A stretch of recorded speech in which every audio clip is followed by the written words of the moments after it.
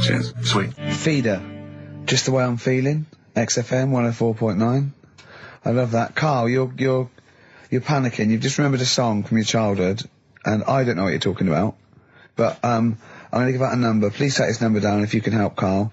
It's 08700 800 1234. Right. I'm not that bothered. We were talking about a track from the 60s. Yeah.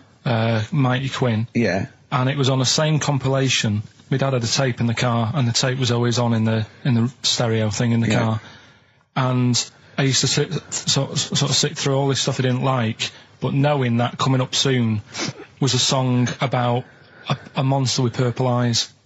It wasn't Puff the Magic Dragon. It wasn't that. A monster. There must be something else about it that give people. Do you remember a chorus or a few lines? It says something like, it was a one-eyed, it had big eyes, purple, and it eats people or something. The big-eyed purple eater. Wasn't there a song called something like that? The big-eyed purple... And it was a hit, I'm sure there was. A song which is something like the intergalactic purple eater or something like that. It's a novelty song. Rubbish. What, by the Bonzo Dog? Yeah, it's that sort of thing, yeah. I'm sure if you know what Karl... Look, the telephones have gone mad! Yeah, well, we'll find out in a bit. I mean, I'm not that bothered. I'm not going to buy it. It's just that we were talking about songs and that. It'll be good to know who it was, but... Yeah. Right, Rockbusters. Okay, now how long... Where did you get the phone? What, do you want to just answer Well, that's the phone, so just answer the phone. See what it is. Just see someone's... Hello? Hello, mate. Alright. Yeah, that song, I don't know if it's by, or is that what you want? That's the bit I wanted, really. What's the name of the song? Well, you know how it goes, it's like, born nights on and dawn out a bit. Yeah. Oh, yeah. Sorry, I don't think you've helped much, though. You can't remember what it's called or who it's by. Well, no, I mean, I know the tune, but that's about it. But he's done well. Steve, he's done well. He's given up his spare time to call in and sing us a song. Don't diss him. Rick, I'm concerned he's just only marginally remembering it more than Karl is. It was actually in, I think it was in the Blob. No, it was in something like the Blob, actually. I think Steve McQueen was driving away and it was running in a sequence. This is so very familiar. Thanks very much, mate. See if we can get a title off someone. And XFM. Hello, yeah, I know the name of that tune. Go on. It's the Purple-Eyed People Eater? Yeah, that sounds about right. Who is it by? Yeah, well, I'm just at work and... Who is it by? It came to my mind. Do you know who it's by? I don't know who it's by, mate, sorry. This is not enough information. I wouldn't phone in if I did had half ask the Lewis, information. but we asked him just what the tune was. But I want someone like Paul Gambaccini to call in. He knows what chart position it got to. Okay, right. Thanks very I don't much. think this is enough information. That's two people. The thing is, if you know the title, we can put it in the internet, can't we, and find out who did it. Yeah. That's full of brilliant information. Well, thank you very much for calling in. I don't know why they bothered, frankly. Right, Sorry, Rick, no, I mean, I just think if you're going to bother to call in a radio station, have the facts. Have all the facts you have. Well, he hasn't got the facts, and he runs the radio station. He doesn't run it. They keep him here like a mascot. He's like a pet, isn't he? They have him running around the office. God. Now listen, it's Rockbusters. I've got the prizes here. Rick, I'll be honest with you. I mean, we've given away some shoddy stuff in the past. This is the worst collection. Tat, is it? This is really scraping the bottom of the barrel, Karl. I mean, hold on, the how phone's many going more mad. of these can we give away? If you're still phoning, hang up because we're not going to bother anymore. We're really sorry about that. Maybe email us or something. Lonesome Day by Bruce Springsteen from his new album The Rising on XFM 104.9. Ricky Gervais, Steve Merchant, Karl Pilkington. Foreman just phoned in and said to Karl, stick up for yourself. Don't listen to that Merchant. He does my head in. He's so arrogant. I don't think I'm arrogant. I think I'm mean. Yeah. I just think I'm sort of objectionable. I don't think it's arrogance. I think it's sort of nastiness. Yeah. I'm just not a very nice person. But believe me, I'm not arrogant. I think I'm pathetic. We've had a lot of emails saying, could you bring back White Van Karl? Oh, yeah. Which is that section of the show where we ask the questions that the Sun asks someone else, random punters of Karl. But sadly, recently, they've got very politicised and very kind of, basically a little bit depressing. So there's not really anything appropriate. Supergrass, Seen the Light, XFM 104.9. We're a little bit worried. We might have a technical hitch here.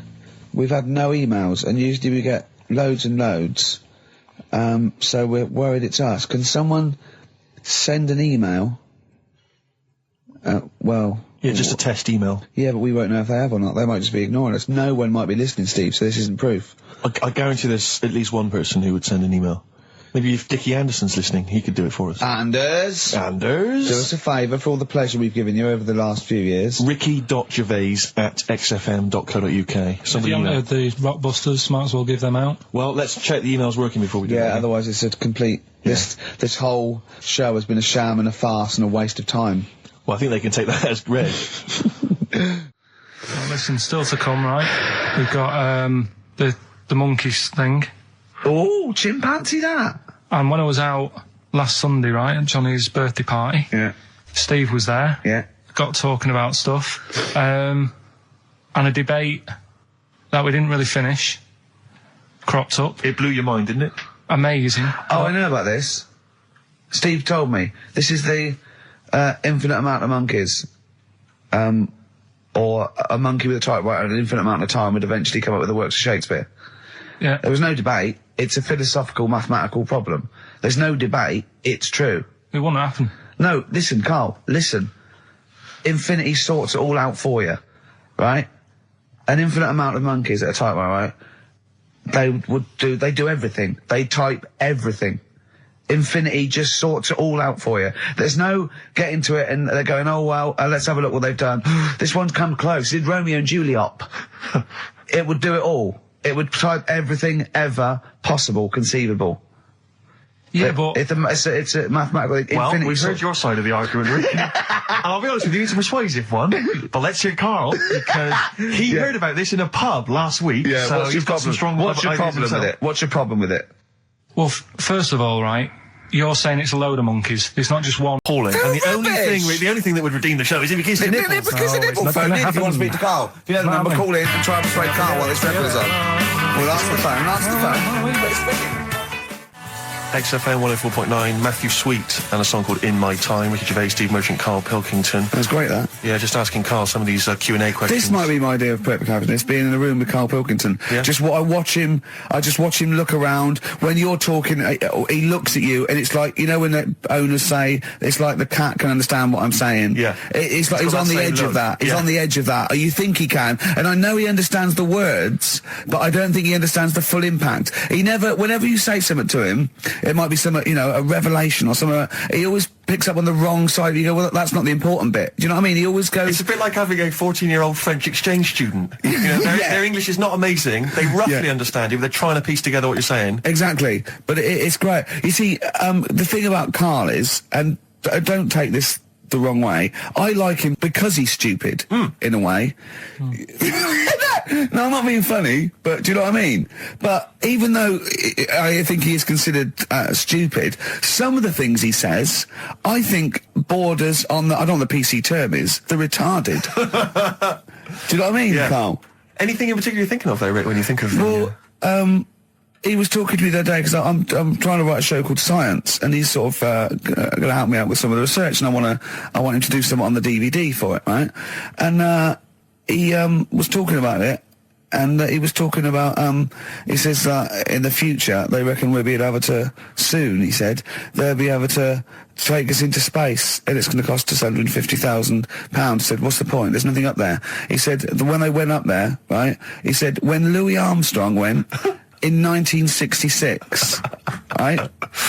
He said it was nothing there. So there was him, a fella called Buzz. There was one and third bloke that didn't even get out of the spaceship.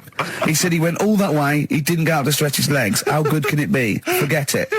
That's him summing up space exploration. Don't you agree with that? What's the point in going up there? Because you're Are we talking about the finger in the arse again here, or space? Oh, what is the point in going Because you're to... expanding, you know, human endeavour, aren't you, and the human understanding of the world and the universe. It's like, what else are we going to do as a civilization, as a people, if we're not constantly searching and, you know, and reaching out into the far distance? But there's nothing there, then. I know some people you grew up with that haven't left their street, but that's not everyone. But what is it? What do you mean there's nothing there? What has got to be there for it to be a worthwhile? Like, Just something. What, I mean, like, to be honest... What would you I be don't happy think- with finding out on what's the the moon? video? Just something. I don't think they looked hard enough anyway when they got there, because they seemed to get out, have a bit of a dance about, and then they came straight back. And I sort of think, you know, did they look properly? It's not a day trip, is it? But what I But mean they is... took that car out there, didn't they, and drove around a bit? Yeah, but only a little bit. What I mean is, say if an alien landed in Africa, there's not much there, so they'd go... What do you mean there's let's not go much back. there? Well, it's a bit barren, isn't it? Well, Africa, just in general. Well, so anywhere like that, desert or whatever. What I'm saying is, have a good look round. Probably where all life came from, and probably 500,000 species of animals live there. Buildings and that and stuff. Oh, buildings. Well, just stuff. Yeah. I mean, did they look properly? Or did they just land, get out, go, oh, bit dusty, whatever. Right, let's go back. I just think it's a bit pointless. Especially when we haven't done everything there is to do here. Go on. Well, I don't know, but I'm sure there is stuff that needs sorting out. Well, I know the place that there's no medical man has been in this room. Yeah. There's definitely an unexplored cavern sitting right in front. All right, Steve, would you go to the moon if someone said there's a space? He doesn't march at a concert because he's scared his glasses to fall off. Of course he wouldn't go to the moon. They'd spin him round in training, his glasses would come off, and that'll be it. He'd feel sick. My worry is I'm not sure I'd have to, because would I be able to wear them under the helmet? Imagine him! Like I went paintballing once, and I had to wear the glasses underneath the mask, and of course it was a bit hot weather, it was awful, it was steamed up in there.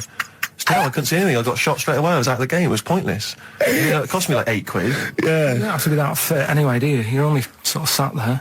Well, not... well, yeah, but what are you talking about? Think of G-force alone and weightlessness. Of course you've got to be... What? Yeah. I think when you said think of G-force, he thought of G4. Follow up with... But there's always something... I mean, when we were out the other night, Steve, right, there's a programme on about a spider that's a foot long and eats chicken. No one's talking about it. I don't know where to start! What do you mean? What do you mean? No, well, I'm sorry! I had to stand up because I thought I was going to explode! What do you mean there's a spider that's a foot long and eats chicken? There was a programme on about it, how there's this spider in the jungle or something, but I missed it because it was out, but no one's talking about that in the papers. That, to me, that's a worry. That's about why? In case it nicks your Sunday roast. What do you mean? But if it likes chicken now, Rick, you know, in like 2 years' time, who knows what it might like. I know, it move up the evolutionary ladder, it start liking Karl, then humans. No, I'm not worried about the chicken bit, because I eat chicken, isn't that shocking, but the fact it's a foot long, and no one's, it's just on a Thursday night, no one's talking about it. What do you expect, though? What do you expect from this? It's got its own PR. What do you want? What do you want this spider to be famous? Where is it? Where is it? In the jungle. It's not worrying anyone then, is it? It's not going to move. Well, why? It's not going to... What do you mean? What do you mean it's not going to move? Well, how's it going to get here? Is it going to get on a bus? There's waves and that, they come in bananas and all that. So, don't worry about it. So, I'm not if you're going to be like that. Anyway, listen, we better line up Babushka, we better play that surely, because I know you need to analyse those lyrics. That's very important to you, I know. We've still got that cork hitting. Oh, cork on their head's going to be great. We're going to put his little head down and really give it a firing. Sponsored by Lindauer Sparkling Wine, refreshing. First of the game to die, Morrissey, XFM 104.9. And Ricky Gervais with me, Steve Merchant and Karl Pilkington. Well, Karl, you failed miserably. The scientists stuck away. Right, one more chance. What's happened in the last couple of weeks? Just one more chance to... What have you seen in the last couple of weeks? Well, like I say, I don't really watch the news and that, so right. I can't tell them about that. But in a way, I think they're better off not knowing. I think that's the only good thing about being out there, isn't it? Not knowing about the bad stuff going on. Yeah. So... I can't help them there. They don't need to look at the weather, do they? No, don't enough. No. But tell you about the Pope and that. Yeah, pretty extensive. What about the EU Constitution and the no votes? What do you make of that? What are your views? What's the problem there? Oh, this isn't broadcasting, though, is it? This is nothing. Come up with something. Well, the fat baby that they found that was on the telly. Right. Well, what was that? It's just a little fat baby. That, I don't know what, it's just a little fat kid and that. What? Tell what? It was on the telly and But what was on the telly? You just said fat baby, fat baby, fat baby, fat baby on telly, fat baby on telly. You're meant to be telling them what's happened in the world. Tell me about the fat baby on telly. It's just they've found some, there's this illness called Momo. Right, and they've just got this woman had a kid. It's really sad. It was on Channel 4 and that, right? And kid's born. You sure it wasn't Jimmy Carr? Kid's born and that, right? Momo? It's called Isn't Momo, that yeah. a Black Music Award? No, right, little fat baby and that, and there's only 3 of them in the world. These little fat babies, Right. and So one of them. they're in danger. How fat? Are you not telling? What do you mean? How fat are they? 6 stone it was only 2. And there's 3 of them in the world, and there was this one, and there was one in Brazil. Are they like endangered? Is that the problem? Because there's only 3 of them in the world. I'll be worried. Is it like a conservation campaign? They're hunted for their flesh. No, it's sad. If you, I know, it's easy to You shouldn't joke, laugh, but if you you'd could make seen an it, you'd interesting go, oh, handbag it's for a bit sad than that.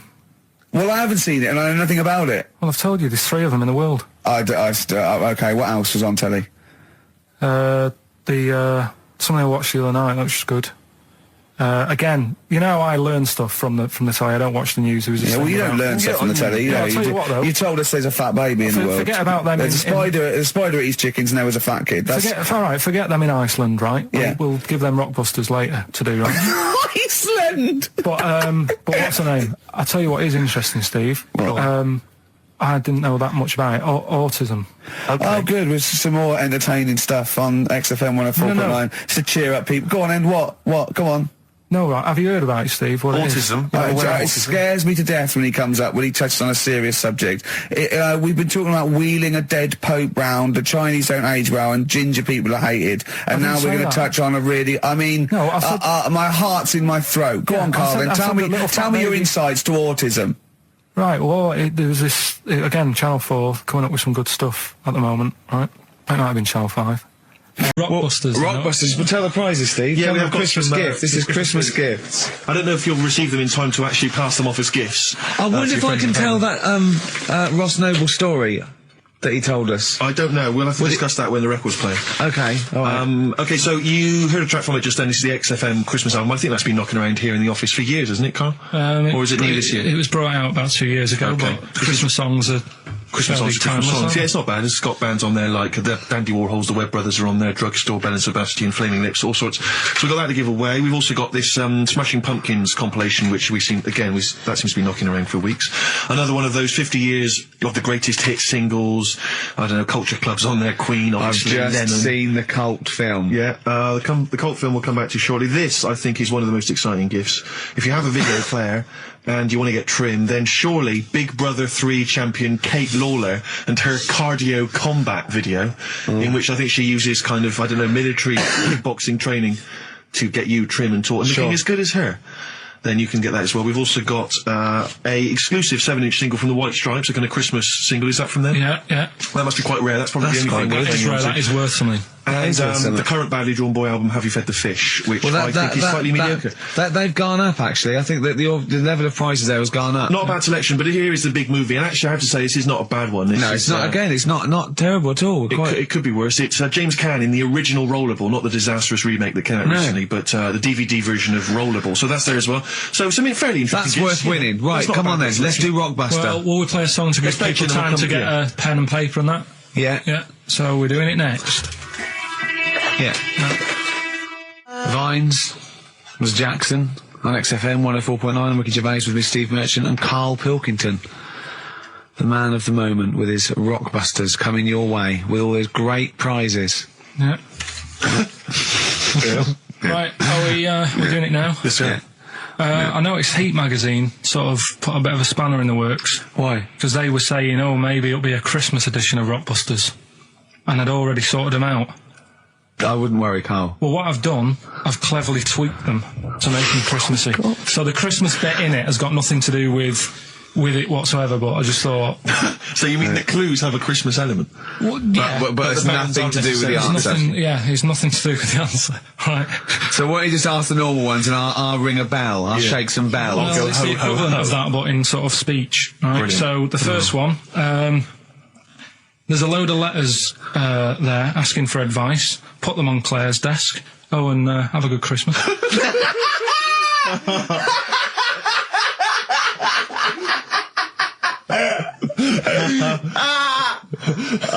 Give it to us again. Oh, God! Right, so there's a load of letters asking for advice.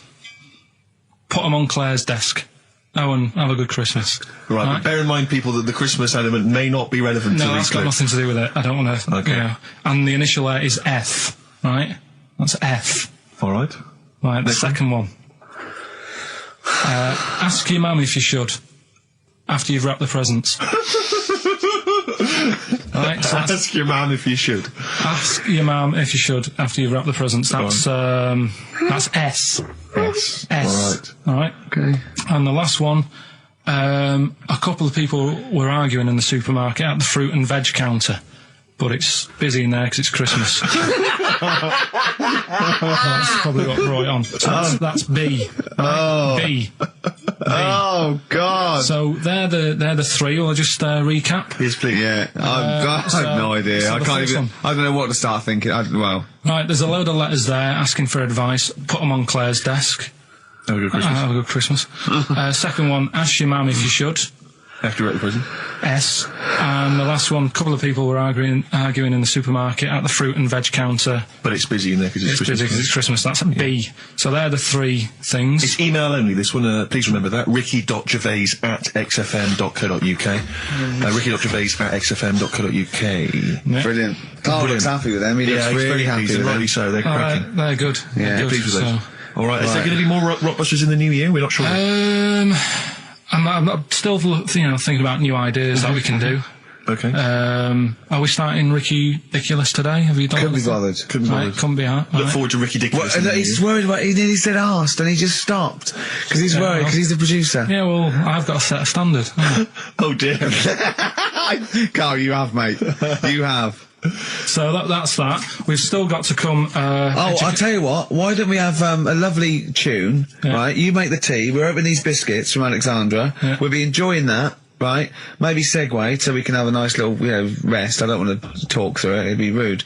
And then we're coming back, and as part of like Pilkington, Parkinson, and Do We Need Them?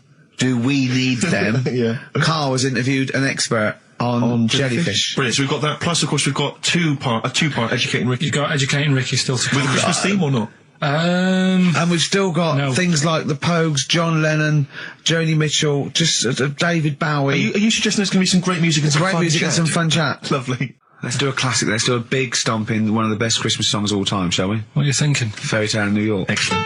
Fairy Tale in New York. Oh, it's always amazing. Pogues featuring Christian McCall on XFM 104.9, the Christmas edition. Indeed. David Bowie, everyone says hi. It's quite a melancholy feeling about today's show, isn't it, that Christmas? I think there's often... Karl with his Victoria Plum. I want to see a Victoria Plum. I want to know what it is.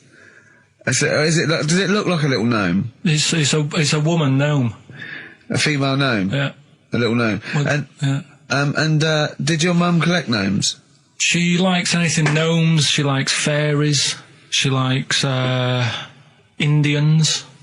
She collects all that stuff. Yeah, and it doesn't matter what it is.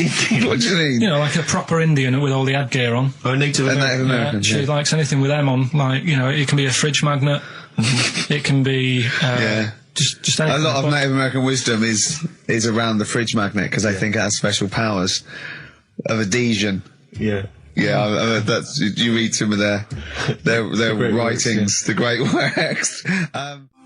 Snowbird from Mark Heights are part of his covers album. He's so happy that the XFM listeners understand his stupid clues, and he knows it annoys me. We've got some right We'll answers be for giving out the Rockbusters. answers just quickly, just in case someone sort of missed one of them. I'll just quickly do them, yeah? Yeah, go on. First one, there's a load Short of letters. show. There's a load of letters there asking for advice. Put them on Claire's desk. Oh, a Merry Christmas. Ask your mum if you should.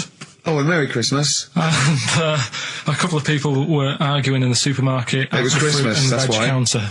And that's B. Okay, we'll give those answers out shortly. Yeah. I just have to show you something, Rick, before we move on. I know we've got another Educating Ricky, but someone just sent this in. Yeah. They've been looking on eBay for Victoria Plum. You're joking? Come here and see the photograph. Oh, God, that's fantastic. That's it. Oh, God, he got that for his mum. It's the worst piece of tat I've ever seen. Carl! Carl. Imagine how... Oh, Gutted. Carl. Imagine how... Look, think of him now, right? There it is. That's the worst thing I've ever seen. I'll tell you, it looks like a Diddy man gone wrong. It's it looks like a extraordinary. Diddy man prostitute.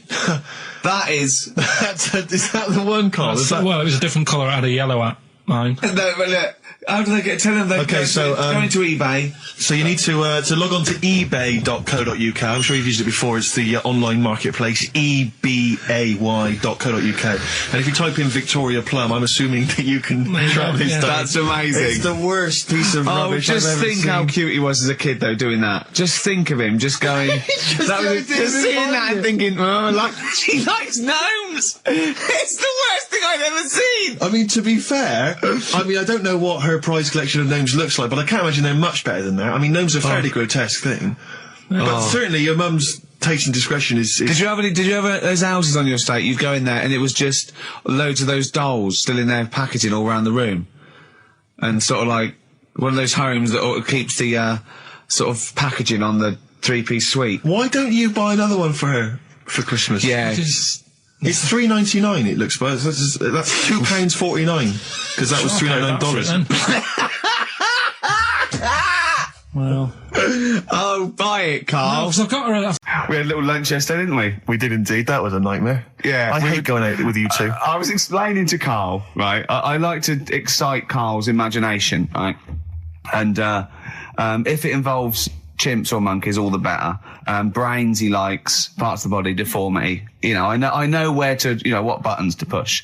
And I told him about this thing. I don't know if any of you out there know about this, but there's an experiment they did in the 50s, a clinical psychology experiment where there's your two hemispheres of the brain, okay? They're joined by a thing called the corpus callosum, right? Which is just a little flap of skin, like a little scarlet lead that joins your two hemispheres.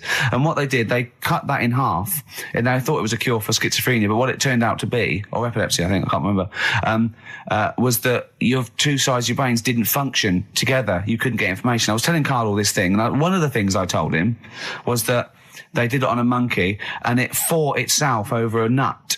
Like its right arm was connected, by its left lobe of the brain, and it was fighting over itself. And Karl went, instead of like thinking this is amazing experiment, he went, would it have been happy if you'd given it two nuts? Yeah, I know.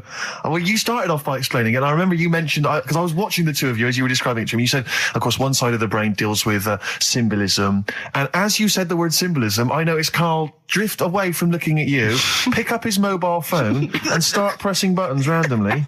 And I thought it was the word symbolism that got him. And I noticed you took you just a moment longer, and I think the first thing you said was, when did I lose you? Yeah, I knew I'd lost him. It's extraordinary, and he doesn't even try to disguise I said it. nomenclature at one point as well. Right, yeah. And I knew I was dicey with death there. Yeah. But, Yeah. but I told you tried to look it up, didn't you, on the web? You didn't find anything about it, The did you? spelling of it's what is it again? What's the word?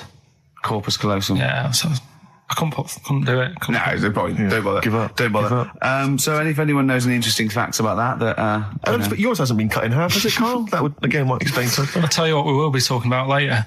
I don't know if you're sort of aware of them, Steve. Go on. Bonobos. Oh, I don't know much about bonobos. I told him about he was looking for stuff. I said, put in bonobo. He was having no luck with chimp.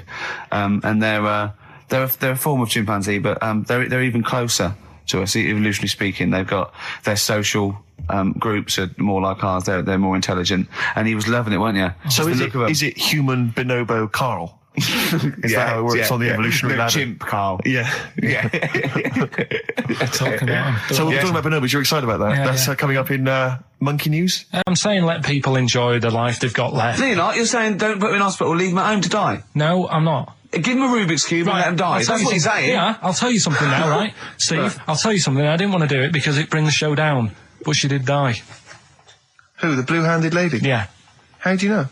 Because I said to my dad, how's the woman next door? She said, oh, she went last night. They've got an old fella in there now. God. So, there you go. So, wouldn't it have been better to leave her at home where her friends and family can call and speak to her, even nip that round if they want, with a cat, I imagine. No, it's definitely a cat now. What was that cat's called that you imagine? Probably, I'm seeing like a big ginger one, so I don't know, something like, I don't know, maybe ginger or whatever. Maybe I had a budgie. But that's what I'm saying, just let him enjoy his life, because dying in hospital, I wouldn't like to do it. If I went to the doctors and they said, you haven't got long life left, I'd say, well, I'll stay at home. Yeah. And that's the point I'm getting at. Yeah. Right? If you can't do anything for them, let them enjoy their life. Yeah, a Rubik's Cube. Right. Well, I remember, and I think all kids go through a phase of shoplifting. Well. And when I was going through it, I used to just little things, just like magic markers and magazines, Mars bars, that sort of thing. Yeah. And one day, right, my mate, Anthony, his mum called up my mum and said, I've got to meet up with you. I've got to have a word with you. And she said, what about? She said, I don't want to talk about it over the phone. So she goes, oh, right, well, yeah, come round tonight then. So anyway, my mum sees me, she don't want to be in an awkward position and, like, be a bit embarrassed and what have you. So she sees me and she goes, right, Anthony's mum's coming round. What have you been doing? Yeah. So I go, oh, God. I said, I've been nicking stuff. So she goes, like, what? So, not big stuff. I've had a few calculators and Mars bars and stuff. How many? I'll just work it out. Hold on. Works out at 7.2 per day. So, how many calculators do you need? So anyway, so it was when that phase. You failed maths, didn't you? Everyone wanted a calculator. It was like a trendy thing, wasn't it? Right. Oh, yeah. In Manchester a couple of years ago, yeah. So anyway, so I told her all this and I confessed to, like... Computers will make it there one day. I confessed to... There's magic in the back of battery. Go on. Confessed to nicking all this stuff. She comes round. She only wanted to borrow some money. Brilliant. She said, oh, I don't like asking. I was a bit embarrassed to ask you over the phone, but can I borrow 20 quid? Oh, that's fantastic. And there's me. That's great. And it's similar sort of thing to yours. And did you... And he went, hold on, I'm going to work out the interest on that. I bank 10%. She'll owe you £4.40. Yeah. Oh, dear. So your mum was a loan shark. yeah. And did she mention She that went, you'd been nicking stuff with that other... Because what I'm saying is presumably you got your mate in trouble. No. Right, you didn't. That's great. Anyway, It's a thing that uses sort of metaphor, analogy, just to explain sort of morals. I mean, they're very old for a start, and it's all. I'll give you an example of one. A quick one. Oh, the one about the dog with two bones. He goes to a dog's got a bone. He sees a reflection in the lake, and he thinks, "Oh, that dog's got a nice bone. I'll have that." And as he goes to get that one in the reflection, he drops the one he's got, and that's one about, you know. I think I was told one when I was younger. Go on. I think it was one. This young lad, he's got a dog, right, and he's about 8 years old, and this dog, he's had it since he was about 4, and it's a bit tired now, and he chucks sticks for it, and it doesn't go for it, and he's saying to his mum, "Oh, I want a new dog because this one's useless. It doesn't do it doesn't have any fun with me." So they say, "Oh no, but Rover's a good little dog. You should look after it." And he's like, "Oh, I don't like it. I want a new one." So they buy him a new puppy. And it's running around, yapping about, and he's loving it, and he's playing around with it in the grass. And then one day he goes to the park and he's messing about and rolling about with it, and he falls into the lake, right? And the little puppy's like yapping at him, and he's going, help me, little dog's yapping. And then the old dog comes and gets his collar, and it pulls him out of the lake, and he goes, "Oh God, why did I forget about you? You're the better dog." And he loved that one again rather than the puppy. I got a feeling that was Lassie. Well, yeah, that was an episode of Lassie. What's the moral? What's the moral there, Karl? What's that telling? What's that explaining through analogy? Sort of, don't forget the old. So, look after old people. Yeah, but I've got some planning here. Go on then. Quizzes. What I did was when I was on holiday. Yeah. Right. You said come up with a new idea, right? So the best way of coming up with ideas is sort of thinking, sort of nicking a TV show name and then twisting it a bit. Yeah. So. Or just rip off Simon Mayo's idea completely. That's good advice for anyone out there. I didn't. Yeah. If you're interested in ideas. Karl is presently running a course writing for TV. Yeah. And that's the lesson 1, isn't it? Just rip something else off. Just do it and change the title slightly. Yeah. Well, go on. This one I haven't really got. I don't know what to do on the game, but I'm thinking Strike It Ricky. That's all you've got? That's what you've come up with. How long did that take? Through. What is that? I just saw it sounded a bit like Lucky. Forget that one then. Yeah, forget that one. Okay, yeah, well, no, good. No, we all have hits and misses. Even Spielberg's, not all his films, can hit the. Go on. Right. No, okay, no, it's a good. Go on. Yeah. Do you remember Big Brother? Yeah. Do I remember Big Brother? No, go on. Big Mother, right? You call in. If your mum's heavy, you win a CD. What do you mean? How can you prove that? Alright, forget that. Right, ER, here's one. Right, ER. Good one. No. Yeah, no. The Price is Right, remember that? Yeah. Right. The Price is Ricky? No. The rice is right. And what I do, I read from an Indian menu and a Chinese menu. You tell me whether you have pilau or egg fried. He's a genius, isn't he? He really is a modern... that one. Go on then. Let's go into this one. Let's not cross this off right away. Go on then. You read from what? Well, I'll get a couple of menus from like an Indian and a Chinese takeaway. Yeah. And I'll go like, chicken korma. Well, could I just suggest that as it's an Indian, it'll be pilau, and anything you read out that is... Yeah, but you don't know which one I'm reading from. What, the chicken korma's Indian, isn't it? Yeah, so you go pilau. But then Well, you might as well say Indian or Chinese. No, because then the name wouldn't work. The rice is right. Okay, yeah, I forgot you was working for the title backwards, aren't you? Okay, yeah. Okay. I'm so confused. I don't know where I am or what day it is. It's like on Blue Peter, like sending sort of, you know, I remember they made a chest of drawers out of 3 matchboxes. Yeah. For Barbie doll or something, or Action Man. Roll Over DJ by Jet on XFM 104.9. I'm Ricky Gervais, with me Steve Merchant and Karl Pilkington. All right, Karl? Yeah. Bit miserable today, Karl. Let me explain why. Go on. Steve, and to you, the listeners. Well, we came in to a big bunch of stuff. Dropped off was it Becky from Marks and Spencer? Just like lovely stuff.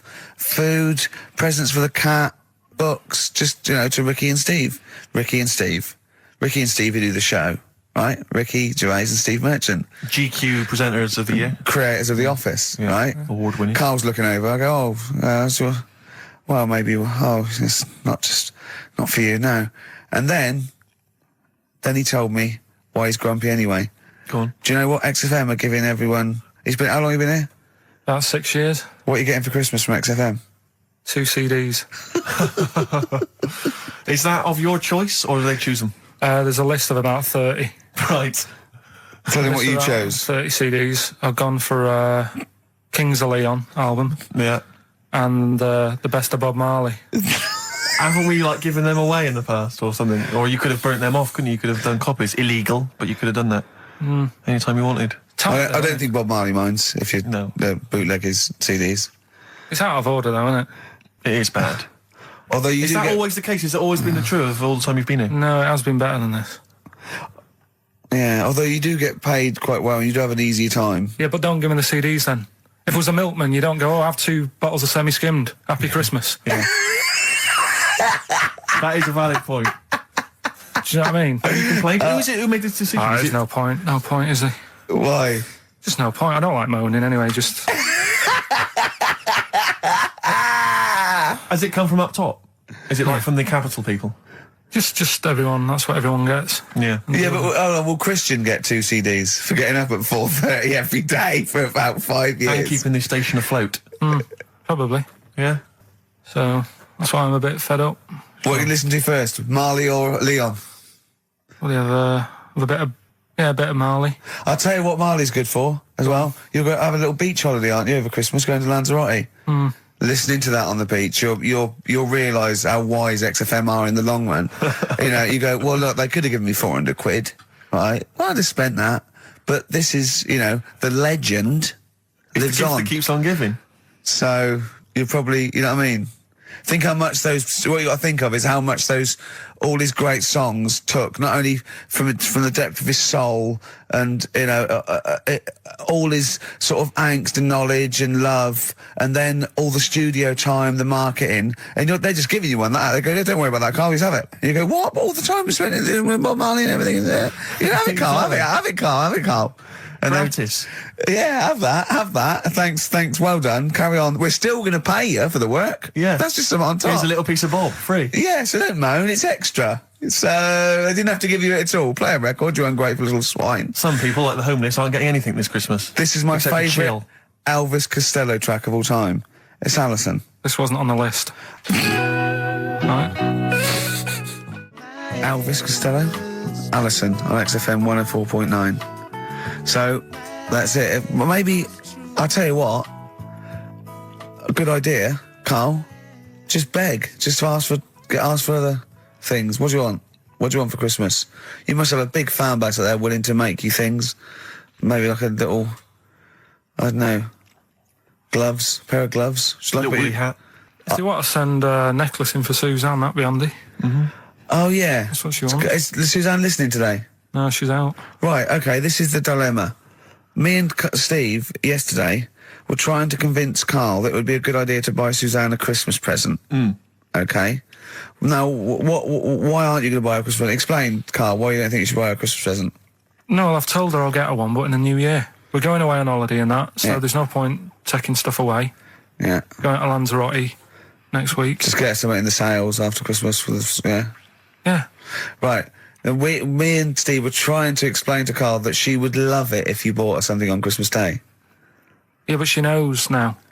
But, Knows yeah. what? I've told her. So No, she's well, I'm getting going out. to tell you, do you know, right, this, dear listener, this was Karl's worry. I said, I bet she's got you something.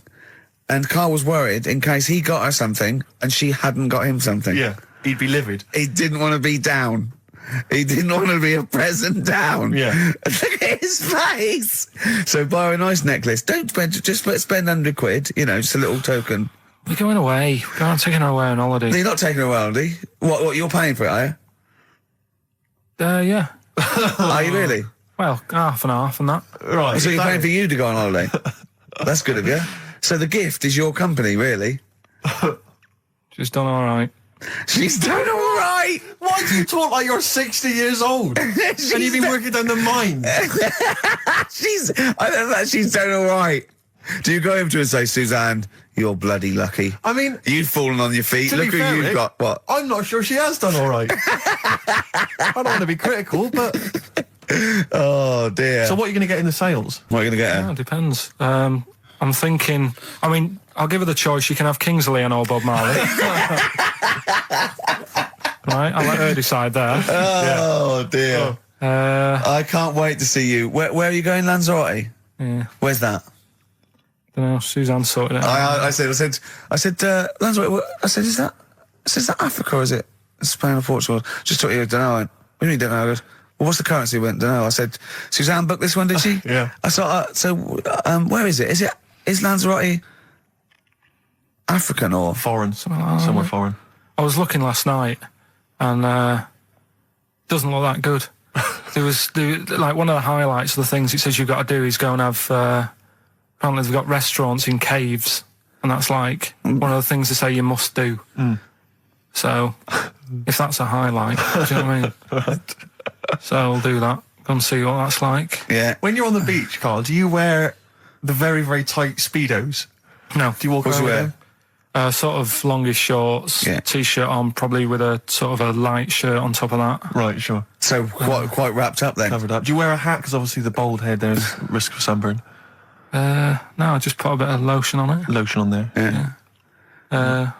Just have a bit of a wander down the beach, have a look. Yeah. See if there's any old blokes with their tackle out and a backpack. A lot to look forward to. So Yeah. there you go. Yeah. Well, we're looking forward to finding out how you get on. Yeah, I'll let you And know. Interested to know what she gives you on Christmas Day. Probably get More anything. scintillating chat after this next song. All right, bit of placebo. Yeah, love it. Special needs. Placebo, special needs on XFM 104.9. Email in where Lanzarote is. I don't know if it's Italy or Spain or Europe or maybe Africa. You know, these are the sort of things, these are the reasons I come into it, to at least learn something. Hey, you're like, oh, I had God. chicks queuing up Yeah. around the block. You'd wanting usually come. have to, I know, but I someone told like you you. would have to write to Jim or Fix It or has to Ransom to get them to meet us sort of people. And now it's on your doorstep. I'm amazed that you didn't enjoy it. Why didn't you God. enjoy it? You got to walk down the red carpet. You went in. There was George Best, one of your footballing heroes, was there. A load of was other good. big names.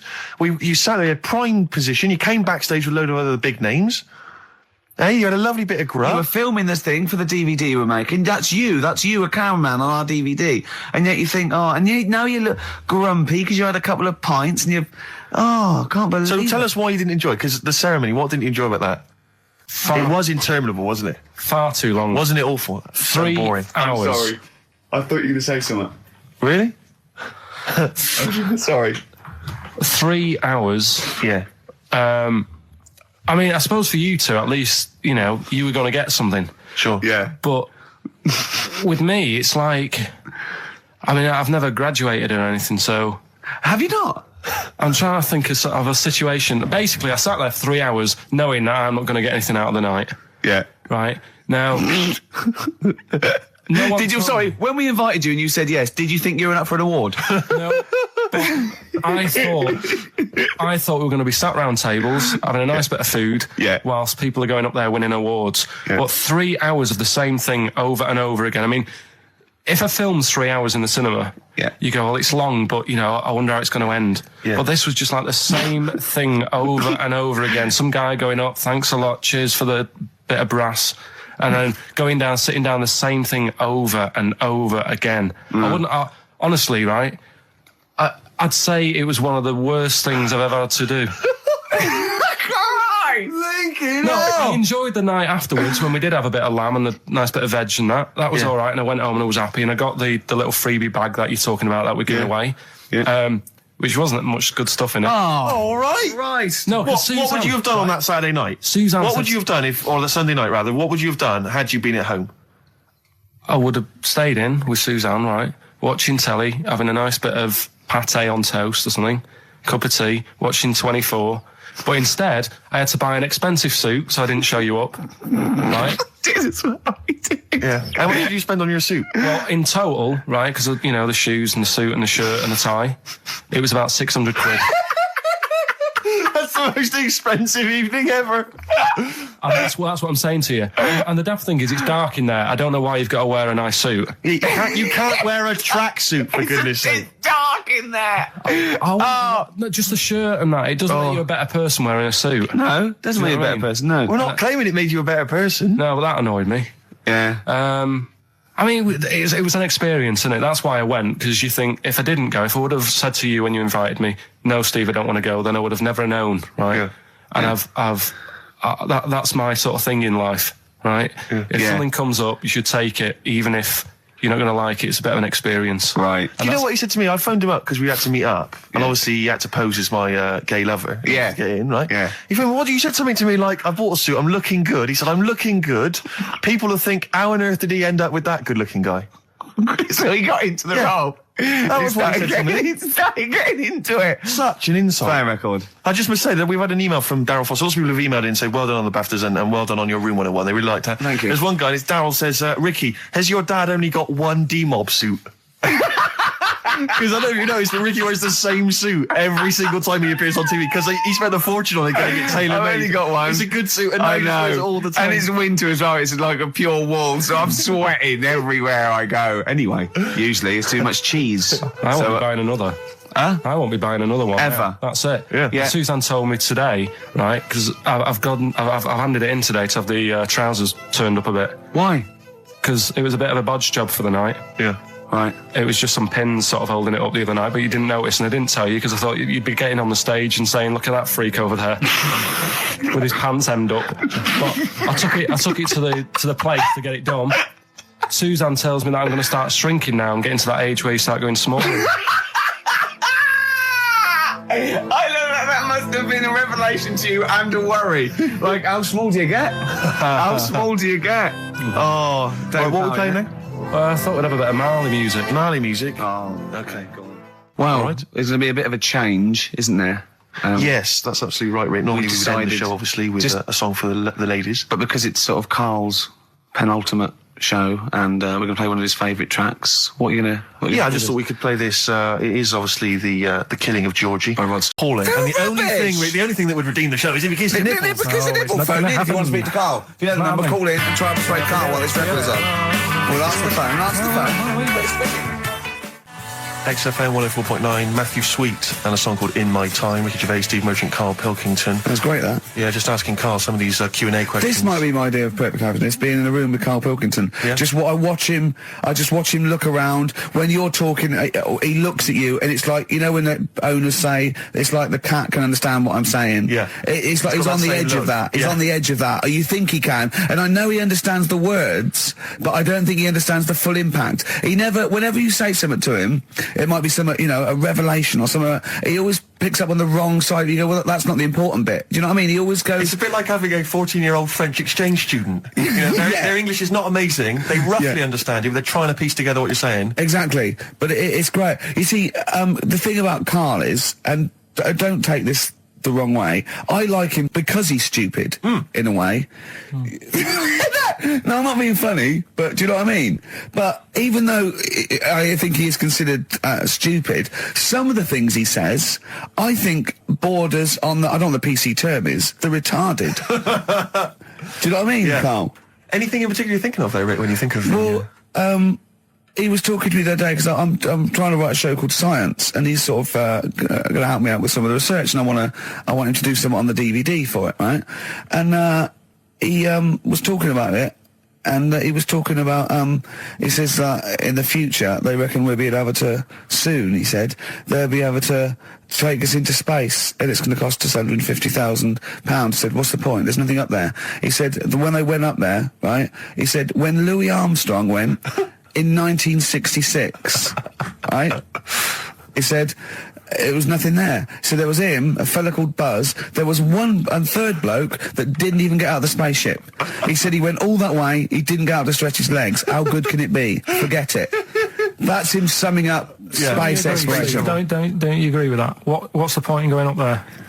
Because you're are we talking about the finger in the arse again here, or space? Oh, what is the point in going? Because you're expanding, you know, human endeavour, aren't you? And the human understanding of the world and the universe. It's like, what else are we going to do as a civilization, as a people, if we're not constantly searching and, you know, and reaching out into the far distance? But there's nothing there, then. I know some people you grew up with that haven't left their street, but that's not everyone. But what is it? What do you mean there's nothing there? That what has got to be there for it to be a worthwhile? Like, just something.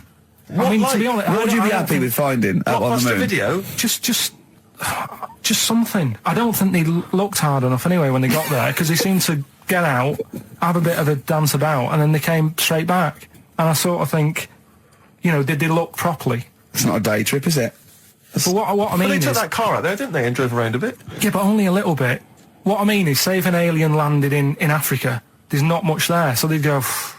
What do you mean there's not much there? Well, it's a bit barren, isn't it? Well, Africa, just in general. Well, so anywhere like that, desert or whatever, what I'm saying is, have a good look round. Probably where all life came from, and probably 500,000 species of animals live there. Buildings and that, and stuff. Oh, buildings. Well, just stuff. Yeah. I mean, did they look properly?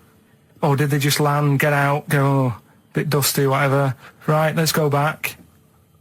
I just think it's a bit pointless. Especially when we haven't done everything there is to do here. Go on. Well, I don't know, but I'm sure there is stuff that needs sorting out. Well, I know the place that there's no medical man has been in this room. Yeah. There's definitely an unexplored cavern sitting right in front. All right, Steve. Would you go to the moon if someone said there's a space? He doesn't march at a concert because he's scared his glasses to fall off. Of course he wouldn't go to the moon. They'd spin him round in training, his glasses would come off, and that'll be it. He'd feel sick. My worry is I'm not sure would I be able to wear him under the helmet? Imagine him! Like I went paintballing once, and I had to wear the glasses underneath the mask, and of course it was a bit hot weather, it was awful, it was steamed up in there. Still, I couldn't see anything. I got shot straight away. I was out of the game. It was pointless. You know, it cost me like £8. Yeah. You don't have to be that fit anyway, do you? You're only sort of sat there. Well, not... well, yeah, but what are you talking about? Think of G-force alone and weightlessness. Of course you've got to be... What? Yeah. I think when you said think of G-force, he thought of G4. Follow up with... But there's always something... I mean, when we were out the other night, Steve, right, there's a programme on about a spider that's a foot long and eats chicken. No one's talking about it. What do you mean? What do you mean? No, well, I'm sorry. I had to stand up because I thought I was going to explode. What do you mean there's a spider that's a foot long and eats chicken? There was a programme on about it, how there's this spider in the jungle or something. But I missed it because it was out, but no one's talking about that in the papers. And to me, that's a worry. Why? In case it nicks your Sunday roast. What do you mean? But if it likes chicken now, Rick, you know, in like 2 years' time, who knows what it might like. I know, it move up the evolutionary ladder, it start liking Karl, then humans. No, I'm not worried about the chicken bit, because I eat chicken, that isn't that shocking, but the fact it's a foot long, and no one's, it's just on a Thursday night, no one's talking about it. What do you expect? No, what do you expect from this? It's got its own PR. What do you want? What do you want this spider bee to be famous? Where is it? Where is it? In the jungle. It's not worrying anyone then, is it? It's not going to move. Well, why? It's not going to. What do you mean? What do you mean it's not going to move? Well, how's it going to get here? Is it going to get on a bus? There's waves and that. They come in bananas and all that. So don't worry about it. So I'm not if you're going to be like that. Anyway, listen, we better line up Babushka. We better play that surely, because I know you need to analyse those lyrics. That's very important to you, I know. We've still got that cork hitting. Cork on their head's going to be great. We're going to put his little head down and really give it a firing. Sponsored by Lindauer Sparkling. Refreshing. First of the game to die, Morrissey, XFM 104.9. I'm Ricky Gervais, with me Steve Merchant and Karl Pilkington. Well, Karl, you failed miserably. The scientists stuck away. Right, one more chance. What's happened in the last couple of weeks? Just one more chance to... What have you seen in the last couple of weeks? Well, like I say, I don't really watch the news and that, so Right. I can't tell them about that. But in a way, I think they're better off not knowing. I think that's the only good thing about being out there, isn't it? Not knowing about the bad stuff going on. Yeah. So I can't help them there. They don't need to look at the weather, do they? No, don't enough. No. But tell you about the Pope and that. Yeah, pretty extensive. What about the EU Constitution and the no votes? What do you make of that? What are your views? What's the problem there? Oh, this isn't broadcasting though, is it? This is nothing. Come up with something. Well, the fat baby then, the fat baby that they found that was on the telly. Right. Well, what was that? It's just a little fat baby. That I don't know what. It's just a little fat kid and that. What? Tell what? It was on the telly. And But what was on the telly? You just said fat baby, fat baby, fat baby, fat baby on telly, fat baby on telly. You're meant to be telling them what's happened in the world. Tell me about the fat baby on telly. It's just they've found some. There's this illness called Momo, right? And they've just got this woman had a kid. It's really sad. It was on Channel 4 and that, right? And kid's born. You sure it wasn't Jimmy Carr? Kid's born and that, right? Momo? It's called Momo. Isn't that yeah. Black Music Award? No, right, little fat baby and that. And there's only 3 of them in the world. These little fat babies. Right. And So one of them... they're in danger. How fat? Are you not telling what do you mean? How fat are they? 6 stone it was only 2. And there's 3 of them in the world, and there was this one, and there was one in Brazil. Are they like endangered? Is that the problem? Because there's only 3 of them in the world. I'll be worried. Is it like a conservation campaign? They're hunted for their flesh. No, it's sad. If you, I know it's easy to joke and that, but if you you've could make seen an it, you'd interesting go, handbag it's for a bit sad and that. Well, I haven't seen it, and I know nothing about it. Well, I've told you, there's 3 of them in the world. Okay, what else was on telly? Something I watched the other night, that was just good. Again, you know, I learn stuff from the telly. I don't watch the news. Well, you don't learn stuff from the telly. I'll tell you what, though. You told us there's a fat baby in the world. Forget about them. There's a spider eats chickens, and there was a fat kid. Forget them in Iceland, right? Yeah. We'll give them Rockbusters later to do, right? Iceland! But what's her name? I'll tell you what is interesting, Steve. I didn't know that much about it. Autism. Okay. Oh, good. With some more entertaining stuff on XFM 104.9. No. Just to cheer up people. Go on, then. What? Come on. No, right. Have you heard about it, Steve? What Autism. It scares me to death when he comes up, when he touches on a serious subject. We've been talking about wheeling a dead pope round, the Chinese don't age well, and ginger people are hated. And now we're going to touch on a really, my heart's in my throat. Go on, Karl, then. Tell me your insights to autism. Right, well, there was this, again, Channel 4 coming up with some good stuff at the moment, right? It might have been Channel 5. 4.9, I'm Ricky Gervais, with me Steve Merchant and Karl Pilkington. We've had quite a lot of emails, as ever, Rick. I should just say, because we're very lazy. It's a much listened to show. We're very lazy people, and we rarely reply or read out the emails, but we do... I never read the emails. Absolutely so never I rely, if I haven't replied to them, or my mail, Steve opens my mail and reads my emails. So if I haven't replied, it's just because he hasn't passed it on to me. Yeah. Okay. But I haven't passed it on to you because I know you'll never reply. Sure. You know, I'm just cutting out that. But just want to say thanks for the emails. We do read some of them, and we do appreciate the fact people send in jokes. I appreciate it. I love it. As long as I don't have to do anything towards it. Sure, we had an email from Jack. He just said he missed the last 2 weeks' shows. Has he missed anything? Not really. No, it's the same stuff. Same old I rubbish. think last week Karl was having a go at Chinese people not aging well. He had a go at the gays, and he came up with a ludicrous story about a monkey that was impossible. Yeah, So I don't think Jack's missed much. Go on. We've just had an email from the Pringles people. Oh, right. Good, because it's finally started to happen. I hear these stories about people getting given cars and Armani suits and trips abroad, and we haven't had no, but finally people are starting to, realise what we're doing, our impact on society, Yeah. and we've got a whole box of Pringles sent to us. Not on those little tubes, the proper tubes, the foot-long tubes. Yeah. So, and well, what have they said? Well, the Pringles guys they want have them said, back. No, they've said they like the show, and if you want more Pringles, give them a call and they'll send you I more want more Pringles. Pringles. Yeah. I bloody love Pringles. Yeah. Pringles are... The thing about Pringles is, they're Moorish, right? Yeah. But how would I put it? You know the sort of thing when I open them, Yeah. and by that when I pop, Right. yeah, I have to eat the. Well, right, okay, how can I put this? When I pop, I can't stop. What do you mean? I don't... Well, when I pop them open, I can't stop eating them. Right, open. when you pop, you can't stop. Yeah. Yeah. I think that's because of the chemicals. I think that might be the reason. But they're good chemicals. They're good chemicals. They're the best chemicals. Pringle chemicals. They're not bad chemicals. Like Lovely. you're using chemical so warfare. yes, I want some more Pringles. Yes, what else more, do they more do? Pringles. It's interesting, actually, you were saying that, like, other people, like Kylie, I imagine, would get given sort of maybe sexy underwear. You got Robbie Williams, where he gets the Armani suits. You get sent the crisps. Yeah, Which seems appropriate, yeah. Yeah. Oh, but it's nice to be sent. Go on.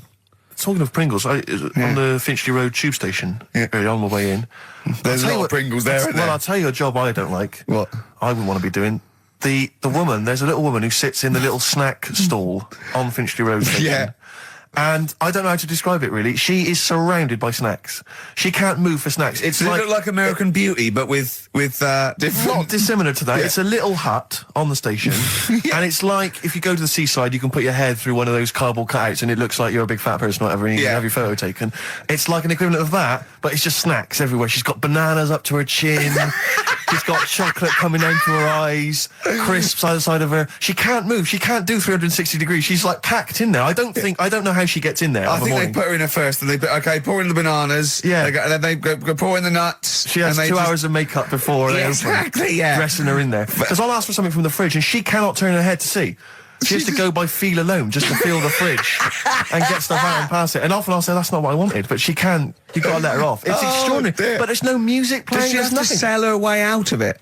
Exactly. If it's a slow day, she's stuck there till the next day. Yeah, it's like a world-breaking attempt. Yeah. Oh dear. First Finchley Road. So if you, If you're on Finchley Road or just want to pop down there, have a look at the snack woman, because it is. It's how always does she amusing. get refills though? I don't know how it works. I don't know how she goes to the toilet or eats. I don't know what she does. Yeah. But God bless her. That's Cheers. Sweet. Feeder. Just the way I'm feeling. XFM 104.9. I love that. Karl, you're panicking. You've just remembered a song from your childhood, and I don't know what you're talking about. But I'm going to give out a number. Please take this number down if you can help, Karl. It's 08700 800 1234. Right. I'm not that bothered. We were talking about a track from the 60s, Yeah. Mighty Quinn, Yeah. and it was on the same compilation. My dad had a tape in the car, and the tape was always on in the stereo thing in the car. And I used to sort of sit through all this stuff I didn't like, but knowing that coming up soon was a song about a monster with purple eyes. It wasn't Puff the Magic Dragon. It wasn't that. A monster. There must be something else about it that give people Do you remember a chorus or a few lines? It says something like, it was a one-eyed, it had big eyes, purple, and it eats people or something. The Big-Eyed Purple Eater. Wasn't there a song called something like that? The Big-Eyed Purple... And it was a hit, I'm was it? sure there was. A song which is something like the Intergalactic Purple Eater or something like that. It's a novelty song. Rubbish. What, by the Bonsai Dog? Yeah, it's that sort of thing, yeah.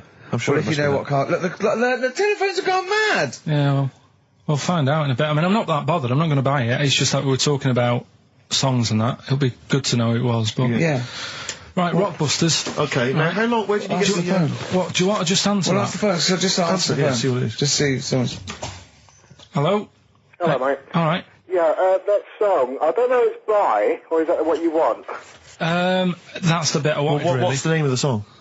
Well, well, you know how it goes. It's like one night on a dawn, Yeah. Oh, yeah. Sorry, I don't think you've helped much though. You can't remember what it's called or who it's by. Well, no, I mean, I know the tune, but that's about it. But he's done well. Steve, he's done well. He's given up his spare time to call in and sing us a song. Don't diss him. Rick, I'm concerned he's just only marginally remembering it more than Karl is. It was actually in, I think it was in the Blob. No, it was in something like the Blob, actually. I think Steve McQueen was driving away and it was running in a sequence. This is so very familiar. Thanks very much, mate. See if we can get a title off someone. And XFM.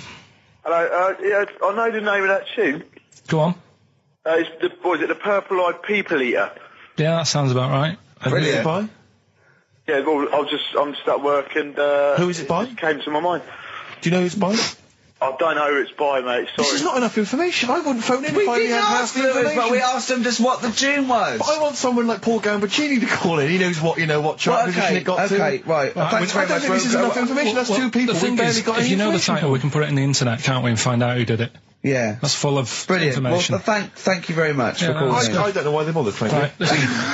Sorry, no, I mean, I just think if you're going to bother to call in a radio station, have the facts. Have all the facts do you have. He hasn't got the facts, and he runs the radio station. He doesn't run it. They keep him here like a mascot. He's like a pet, isn't he? They have him running around the office. God.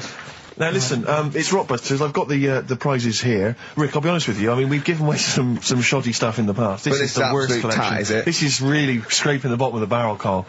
I mean, let's hold on. The how phones many are more going of these mad. can we give away? If you're still phoning, hang up because we're not going to bother anymore. We're really sorry about that. Maybe email us or something. Lonesome Day by Bruce Springsteen from his new album The Rising on XFM 104.9. Ricky Gervais, Steve Merchant, Karl Pilkington. Woman just phoned in and said to Karl, stick up for yourself. Don't listen to that Merchant. He does my head in. He's so arrogant. I don't think I'm arrogant. I think I'm mean. Yeah. I just think I'm sort of objectionable. I don't think it's arrogance. I think it's sort of nastiness. Yeah. I'm just not a very nice person. But believe me, I'm not arrogant. I think I'm pathetic. We've had a lot of emails saying, could you bring back White Van Karl? Oh, yeah. Which is that section of the show where we ask the questions that the Sun asks someone else, random punters, yeah. Of Karl. But sadly, recently they've got very politicised and very kind of basically a little bit depressing. So there's not really anything appropriate. Supergrass, Seen the Light, XFM 104.9. We're a little bit worried. We might have a technical hitch here. We've had no emails, and usually we get loads and loads. So we're worried it's us. Can someone send an email? Yeah, just a test email. Yeah, but we won't know if they have or not. They might just be ignoring us. No one might be listening, Steve, so this isn't proof. I guarantee there's at least one person who would send an email. Maybe if Dickie Anderson's listening, he could do it for us. Anders! Do us a favour for all the pleasure we've given you over the last few years. Ricky.gervais@xfm.co.uk. If you haven't heard the Rockbusters, might as well give them out. Well, let's check the emails working before we do that. Yeah, otherwise it's a complete... Yeah. This whole show has been a sham and a farce and a waste of time. Well, I think they can take that as read. Well, listen, still to come, right? We've got the monkeys thing. Oh, chimpanzee that! And when I was out last Sunday, right, at Johnny's birthday party, yeah, Steve was there. Yeah. Got talking about stuff. And a debate that we didn't really finish cropped up. It blew your mind, didn't it? Amazing. Oh, I know about this. Steve told me. This is the infinite amount of monkeys. Or a monkey with a typewriter an infinite amount of time would eventually come up with the works of Shakespeare. Yeah. There was no debate. It's a philosophical, mathematical problem. There's no debate. It's true. It wouldn't happen. No, listen, Karl, listen. Infinity sorts it all out for you, right? An infinite amount of monkeys at a typewriter, right? They do everything. They type everything. Infinity just sorts it all out for you. There's no getting to it and they're going, oh, well, let's have a look what they've done. This one's come close. Did Romeo and Juliet.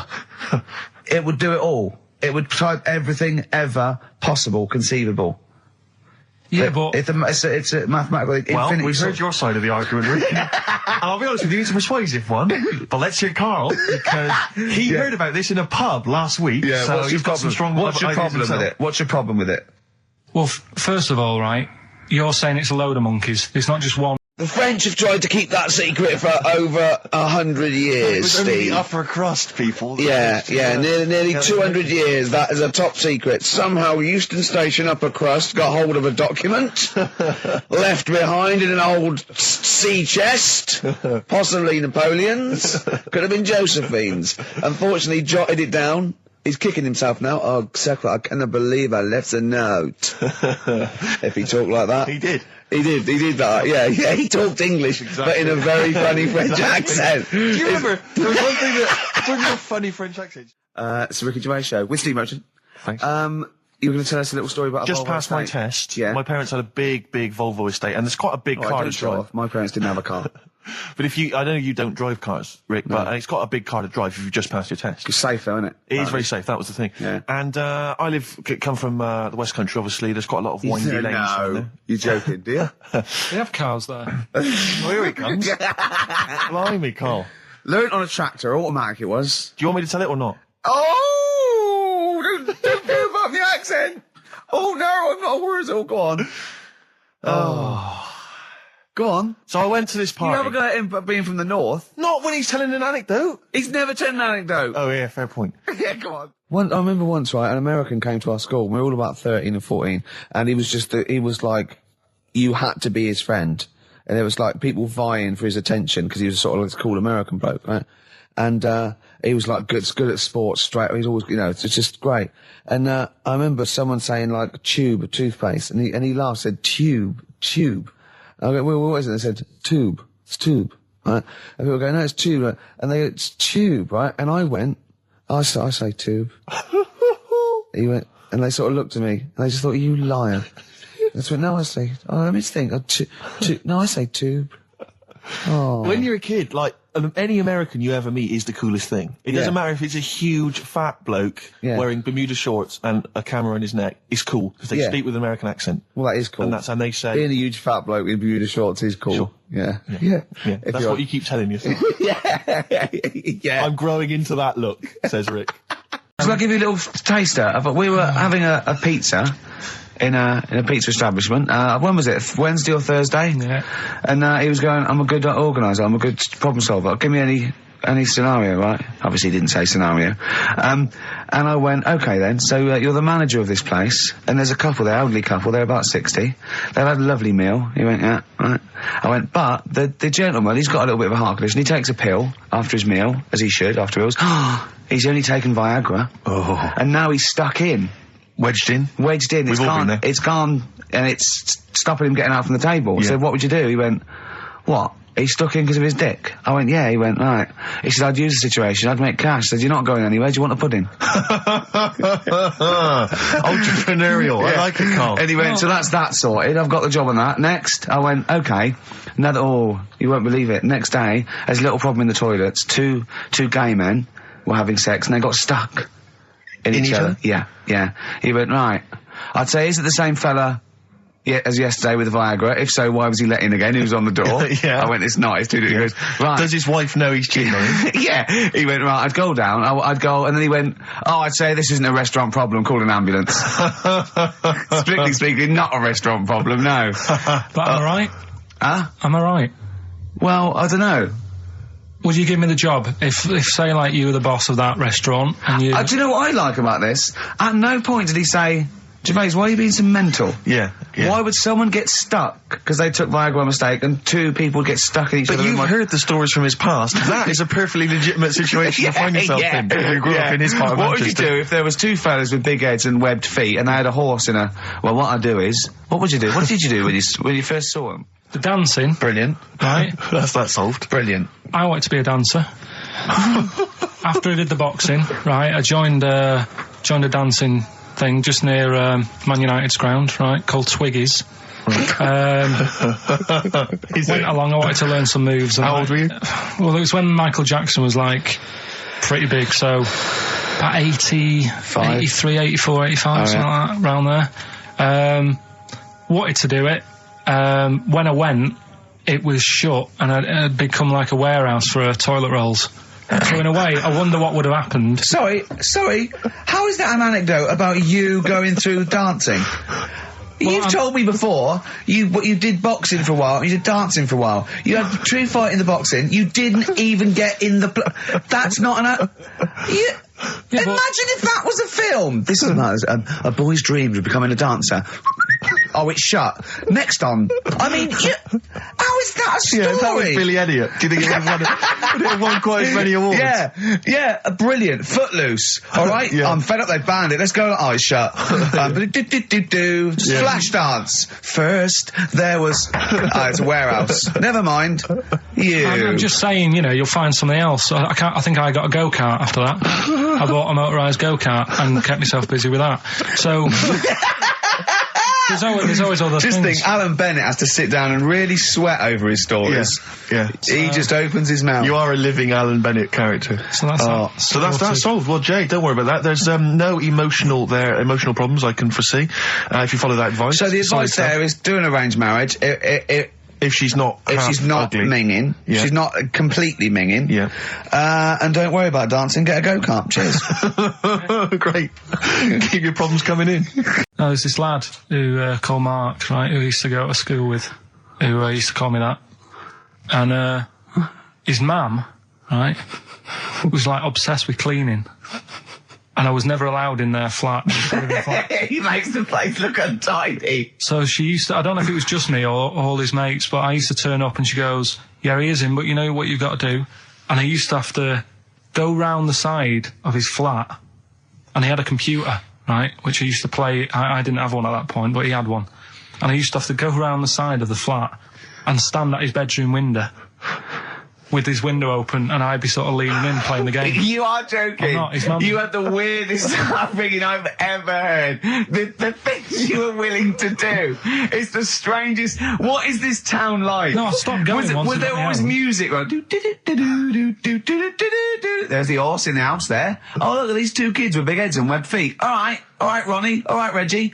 What was it like? She was obsessed. It's like you've grown up in a cartoon made for children. Yeah. No, his mum was really obsessed with cleaning. Can I play it through his window? I used to... Mrs. Ramsbottom, can I play it through Mark's window? Aye, you know what you have to do. She used to be up till about 3 in the morning. Pilkington again? Have you washed your hands? What, up till 3 in the morning? Washing? She used to be up doing the tiles in the kitchen. Washing until 3 in the morning? It was at 3 in the morning. And for ages and ages, that's saying that out on the tiles, I used to think that came from, like, his mum. Because she was out, like, cleaning them late. So, till I was about 13, I thought that saying, out late, on the tiles. Yeah. Fine. Still trying to write the book then? Yeah? Yes. Good. Funny, someone told me the other day, weird thing about a typewriter, the top row of letters, the longest word you can write is typewriter. I'll just show you. That's weird, isn't it? It's just the typewriter being... You're not in the mood, are you? You're in one of those grouchy moods again, that you get into when you're writing. I'm not being grouchy. I just want to finish my work. Yeah, just being a bit funny, a bit offhand and that. Let me explain something to you. Go on. Whenever you come in here and interrupt me, you're breaking my concentration. You're distracting me. And it will then take me time to get back to where I was. Understand? Yeah, but I just was coming in to try and cheer you up, if you... I mean, I'm full of ideas as well, if you're having a problem coming up with stuff. Got loads of ideas you could write about.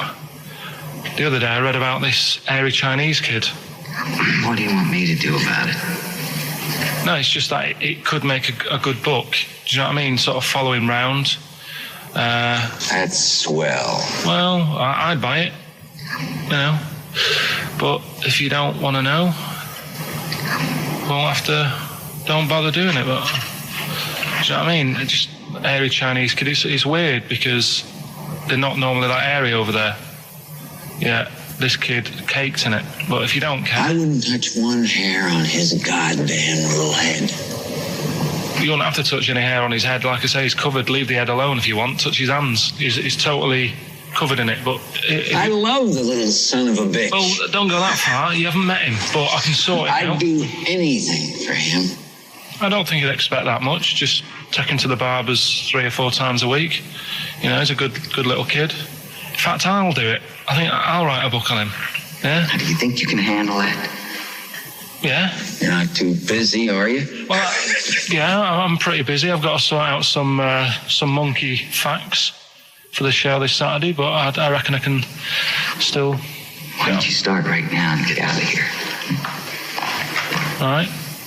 I will. If you're going to be like that. Couldn't borrow a pen, could I? See you later.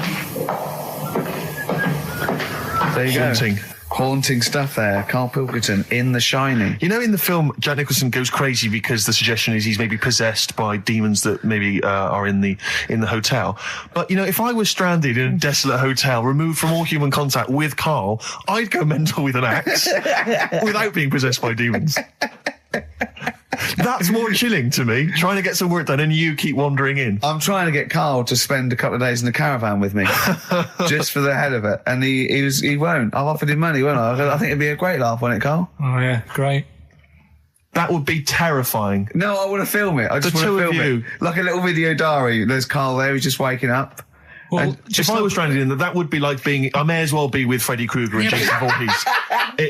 That's more scary. the thing The two of is, you. Ricky doesn't mess you about as much as he messes me about. No, you see, you've given him an inch. You've given him an inch and he's taken a yard. 12:30 you got in today.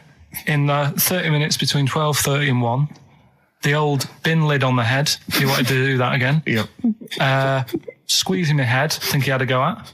And karate chop on the back of the neck. Yeah. All in 30 minutes. Who else can say that? What's this story? Well, Your father was a taxi driver? my dad he had loads of jobs, which he did back then. And they don't do that anymore, do they? People they don't Have a variety of loads of jobs? stuff. Sure. But at one point, he had a black cab, and I used to go with him. He used to get a beer crate and put it in the front of the black cab and sort of sit just next to the meter. And anyway, we got this call, and like the guy on the end of the radio said, "Oh, you've got your son with you, haven't you?" So he said, "Yeah." So it's just like, you know, we've got to pick up at number 11 Village Lane or whatever. And he said, "All right." And it was this woman. It was like a woman version of the Elephant Man. Wow. The Elephant Woman. Yeah, it looked like... It was really strange because I was in the front of the cab, and when you're a kid, if something looks odd, you're a bit scared of it, aren't you? Yeah. And my dad was like, "Look, be all right."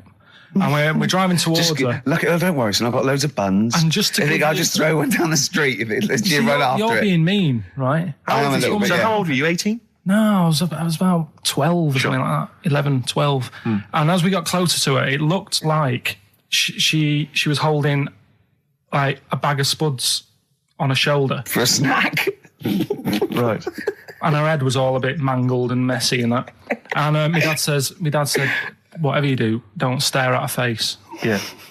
And she got in the Because you back. turn into stone. Well, she got in the back, and I had like the mirror, the driver's mirror thing, and sort of having a look, trying to work out. And he said, "Don't stare at her face." I couldn't work out where her face was. It was that weird. Oh, God. So I'm not sure you're from Manchester. I think you're from like Narnia or something. Yeah, you got frog boys walking around. the Lord like of the Rings. That got like the claws of a lobster and the head of a toad. Yeah. And you got women getting in with spuds for heads. I mean, what This is not what Manchester. is This this is not the place place? you grew up. This is mad. Oh, you can't believe it in London, can you? You come down and you go, look, symmetry.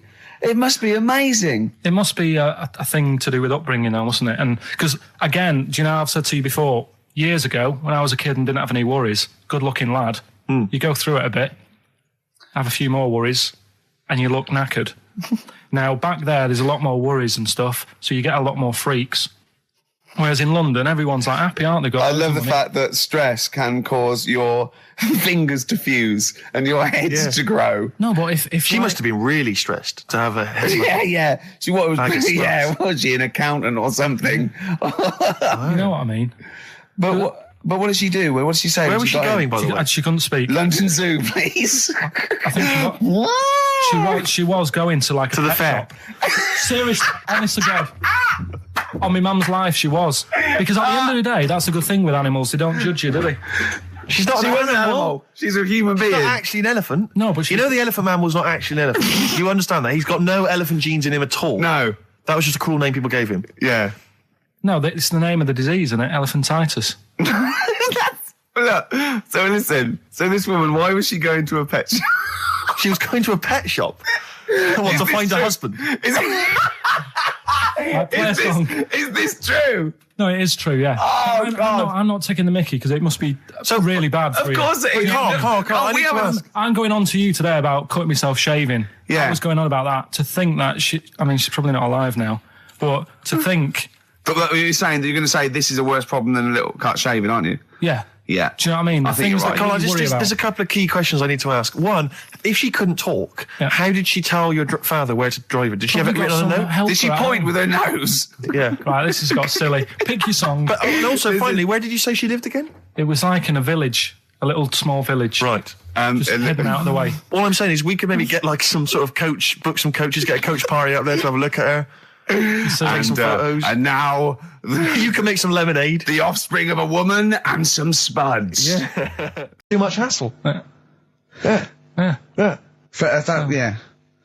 That is my joy. Friends that is the point of life to me. I can't wait to see them. I squeeze their head. I welcome them in. Oh, you know. They annoy Friends me. are annoying me. I love it. Friends are annoying.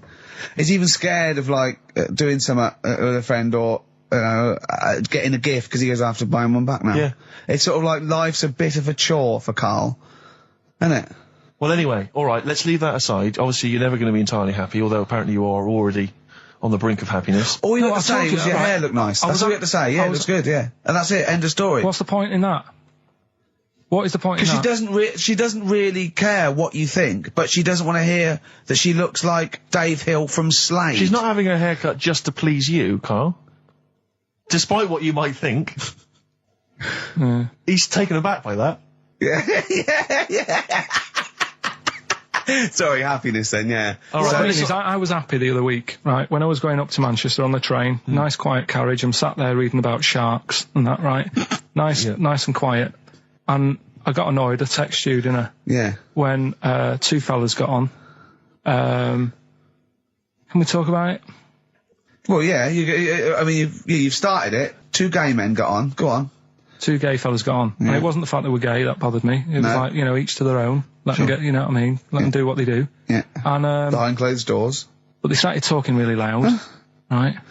And they were going on about, That's annoying anyway. That's annoying whether you're straight or gay. Yeah, Mate, talking to But do you know that theory I have about they go out late? Yeah. Gay people always go out late. Yeah. Yeah. Right. When what time do you go out in the evening? 7:30. If you go out about 7:30, if I'm out of work, I might go out about 8 o'clock or something. Yeah. I guarantee I'll sort of be in bed by about 12:30. Sure. At that time, they're still sort of ironing the jeans, right? And the funny thing was, In their jeans. I've always said this, right? Dancing And along you to sort- ABBA. You sort of said that's rubbish. I'm sat on the train reading about sharks. These two are talking, and they're going, "Oh, we can't wait to get there." And his phone goes, and he goes, "Hello," and on the end he goes, "Anyway, I'll see you at 1 then." Right? Right.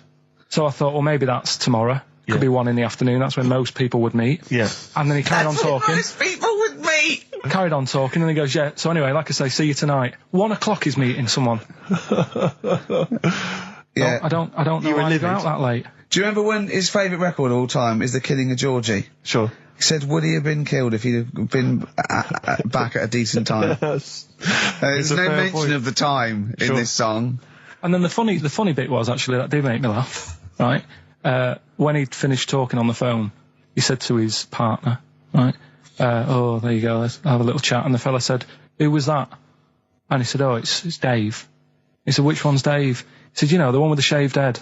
I thought, in the gay community, Yeah. that isn't a good description. No. Do you know what I mean? Yeah, I know.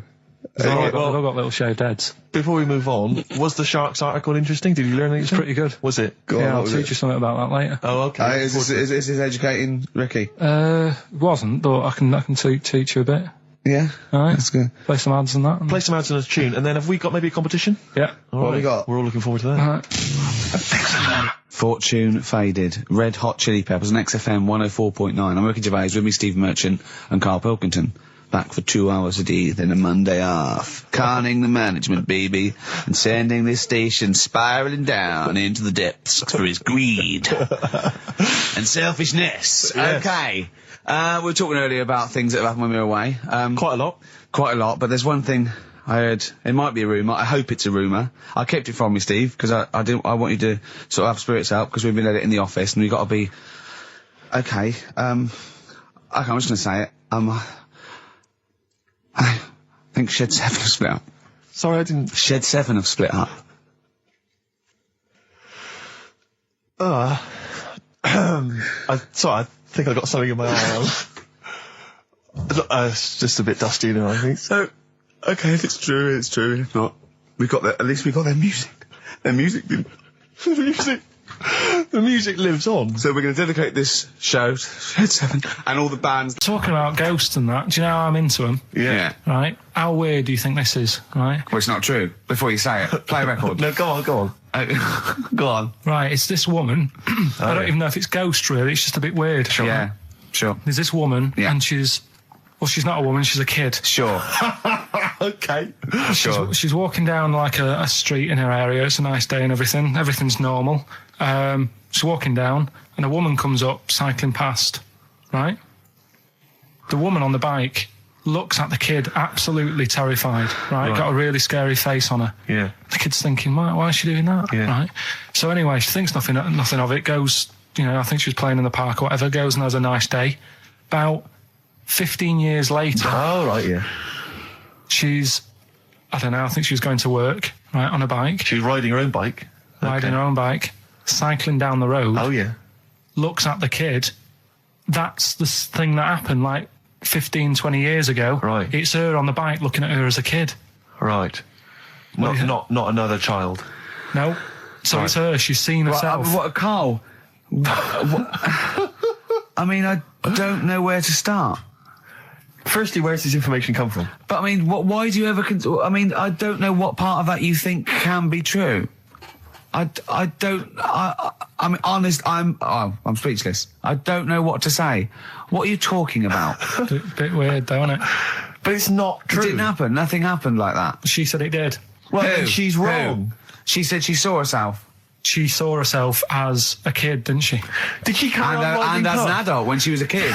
Did she stop and talk to herself, or did she ride on by and think, that's a bit weird, there's me as an 8-year-old. I won't stop, I'll be late for work. Yeah, if I'm late again, the boss said he'd be in trouble. Yeah.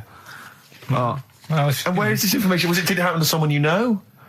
No, You overheard it on the bus? no, it was in the 14 Times. Ah, right. Well, Okay. that's the answer. Good. We've Okay. got to the bottom of that. Right, good. Well, Karl, what are your thoughts? Why have you stuck it out here?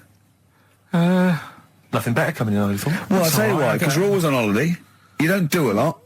You get paid, well, doesn't he, really? He's a moany. I mean, he doesn't try and get on at all. He doesn't deal with people. He moans about everything.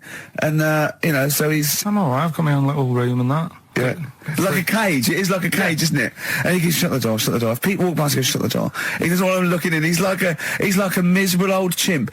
We noticed today how much he's simian, isn't It's he? very strange, actually. We maybe should try and get a picture on the website, because Karl's arms are particularly chimp-like. It's They very, really very are, strange. because he's got that sort of, he's got long downy hair. It's And not the like... long extended knuckles. Yeah, and his totally round face that sort of the chin goes back and the dome of his cranium. I think, quite seriously, I know we sort of share about 98.5% of our genetic material with bonobos and chimpanzees, but I think he's got a little bit more. Yeah. I honestly think he's a little bit of a throwback. Just his line, they just kept to this sort of really the ugliest one in the cave and the tree, and he really didn't. He didn't come out of it. I'm not saying you are, I don't think you... Well, you are. Yeah, you're chimp-like. No, it does annoy me. My hair annoys me on my body and that. Because I've got like... What I'm saying is, why were they shouting Vera? Because pigs don't come to the name, do they? Hey? I don't know the ins and outs of a pig, have how to lure a pig into your trap. Can I just tell you some very, very interesting things about pigs? Please do. Right. One, everyone knows they have a corkscrew-shaped penis, right? A corkscrew-shaped penis. That's the tail, isn't it? Two, they can't look up. They can't put their head back and look up, right? Three, they can have a 30-minute orgasm. Rick, is it only pigs that have got a corkscrew-shaped penis? No, and landlords. Okay. Very handy. Right. Here's one for you. Go on. Like insect facts and stuff. Go on. If a man was a flea... You could jump over St Paul's Cathedral. No. What? Wrong. It's gone up now. It's... the big wheel. The big wheel. It's the Millennium Wheel. Now. It's gone up now. Play a record. You're the best. Karl, let me ask you now. Karl, you will be a little bit unnerved about this. Have you seen the film Jurassic Park? Yeah. You know what happened there? Well, according to the Sun here, it says scientists are planning to clone mammoths for a theme park. Look at his face. Look at that. He looks like a dog caught in the headlights of a car. He's terrified. I love Karl. He's sprung to attention Karl. there. Is that the best news you could have? Man moths.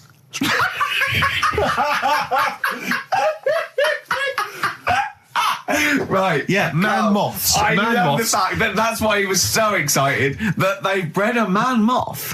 What is this? Yeah, it's a human being that hides in your wardrobe and eats an entire jacket in a day. Yeah. What do you mean, man moths? Mammoths. Mammoth, the big hairy cow heard of a from the mammoth? Ice Age. I mean, elephant. You're not so excited about that, then? You can take or leave bringing back mammoths to life, but a man moth... A man moth is a different matter. Oh, if we'd have never brought that up, he'd have gone and told someone now. Yeah. They've bred an half man, half moth. This is what we That's how mean. things start. This is what we mean when you hear these ghost Are you stories. slightly deaf? Is that it? When you hear these stories, is it? Karl, is English your first language? Are you actually foreign? Is that the thing? Yeah. Should we speak when we say slower? foreign, we mean not of this planet. Yeah. Should we speak slower? Would that be a help to you? No, go on. Next What do you one. make of Do that? you think that's good? The Do you think idea that's of good to bring back mammoths? prehistoric animals. These giant elephants. They're slow, aren't they? It's not as if they're going to like get out and run fast and they can't capture them. They'd probably be a Like fence, to be elephants, honest, aren't Karl. They'd probably be a fence. they? No, but I'm saying, but you're asking it as if like, oh, it could all go wrong, but it couldn't, could it? Well, Really? but the point was about Jurassic Park is they thought it wouldn't go wrong. They thought they had it all under Yeah, but control. that was and Have you learned Dinosaurs. nothing from Jurassic Park, Karl? Dinosaurs would say, "Oh, think about it before you do it." But with a hairy elephant, it's not going to. not a concern for you.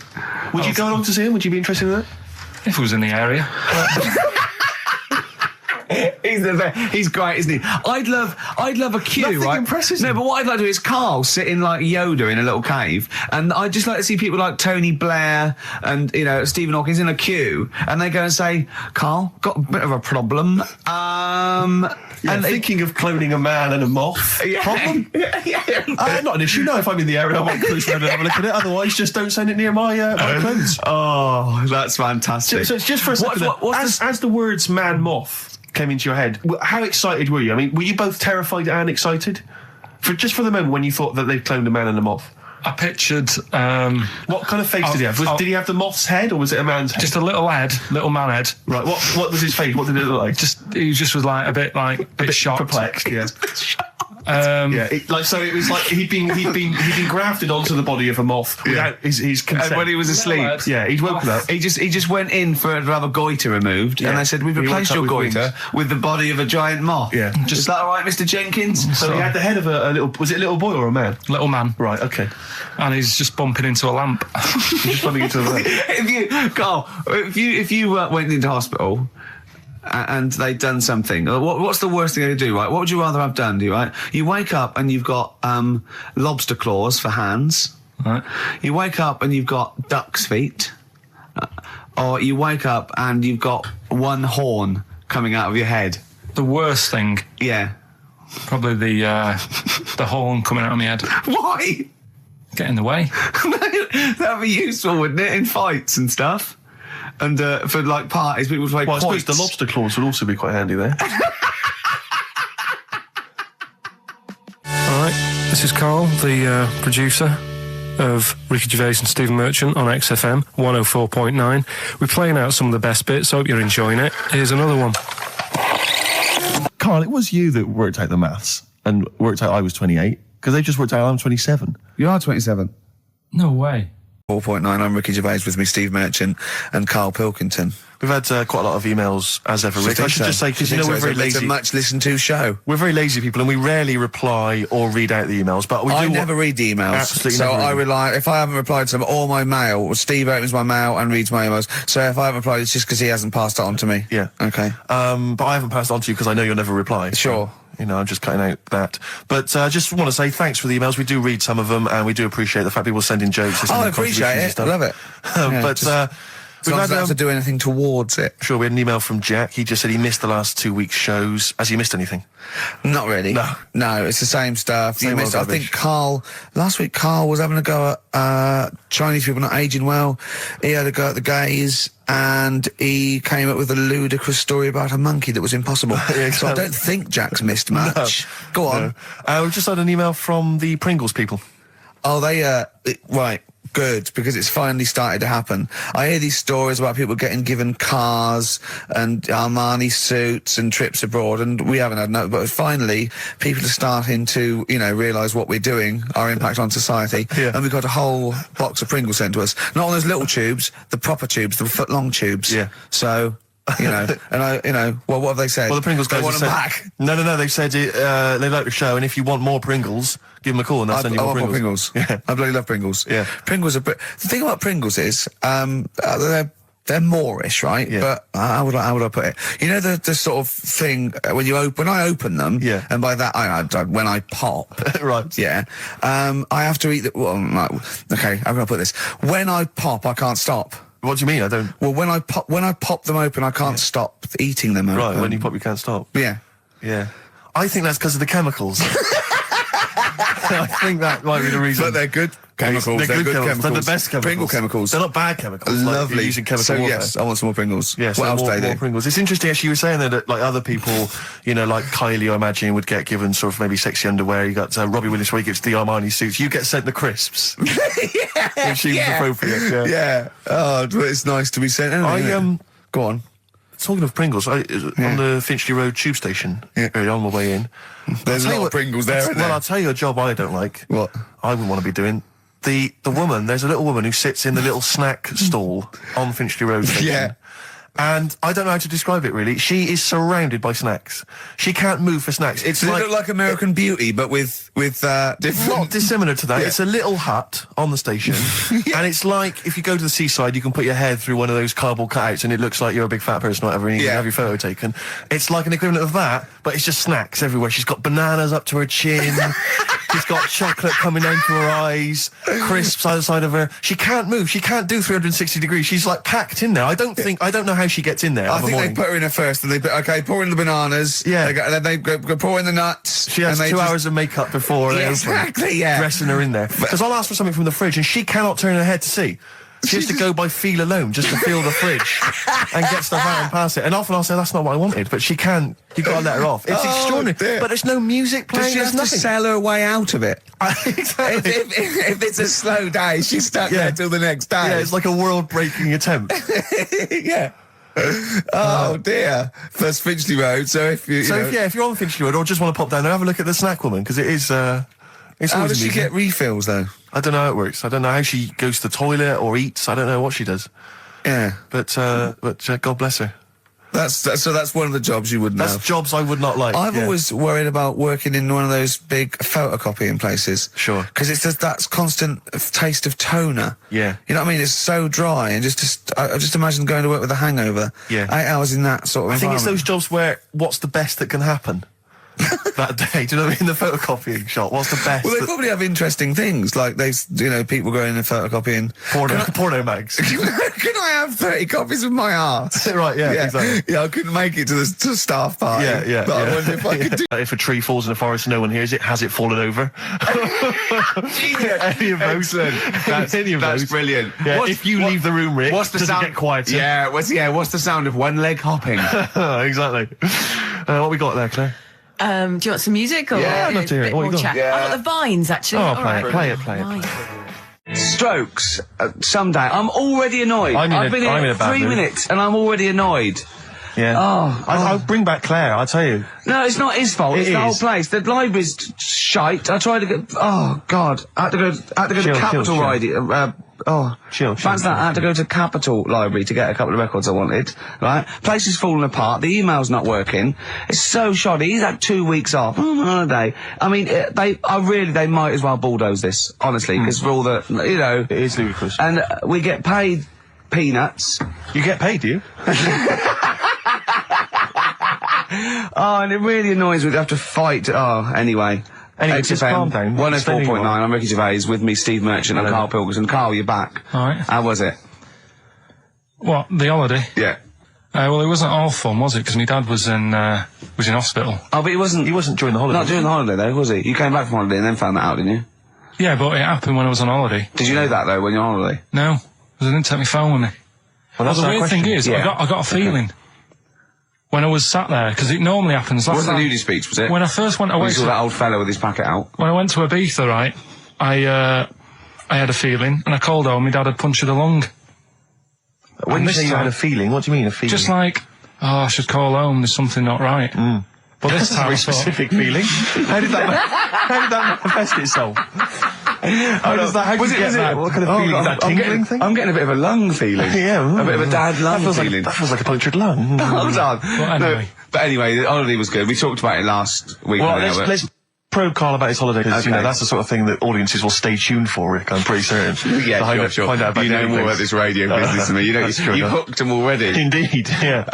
Well, also, yeah. I'm thinking we've got nothing. So, now. we may as well save that. No, I resent it. I used to put a lot of work in, but no, I think of the money, which is, you know, for me, pretty shoddy. Well, you know yeah, what I mean, I don't usually you get make out of an bed awful for lot of that. cash. Well, exactly, yeah. And, you know, the whole thing is, the whole setup. It was raining today. I thought, I should have a cabin. You know, and then the sun came out, so I walked in again.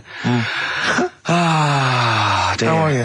But I'll tell you what, I got a bit criticised last week as well that I only played ballads and the same songs, so I'm going to rock out this week. Oh, no. I've been down to Capital Library Right. to get some good tunes. And what about a little bit of AC/DC? Oh, took me all night long. Let's hear it. Doves, Caught by the River on XFM 104.9. I'm Ricky Gervais, Steve Merchant, Hello there. Karl Pilkington and everything. No, I'm going to be honest with you. Go on. A little bit hungover, Yeah. didn't feel very well. Yeah. I don't know if I'm hungover or still a bit drunk, but I don't feel... You sound like you're still a bit drunk. Yeah, so But what then I'm worried you do about... every week, so... But what I'm worried about is that the standard will slip. Yeah, Sure. if I'm not right on the ball.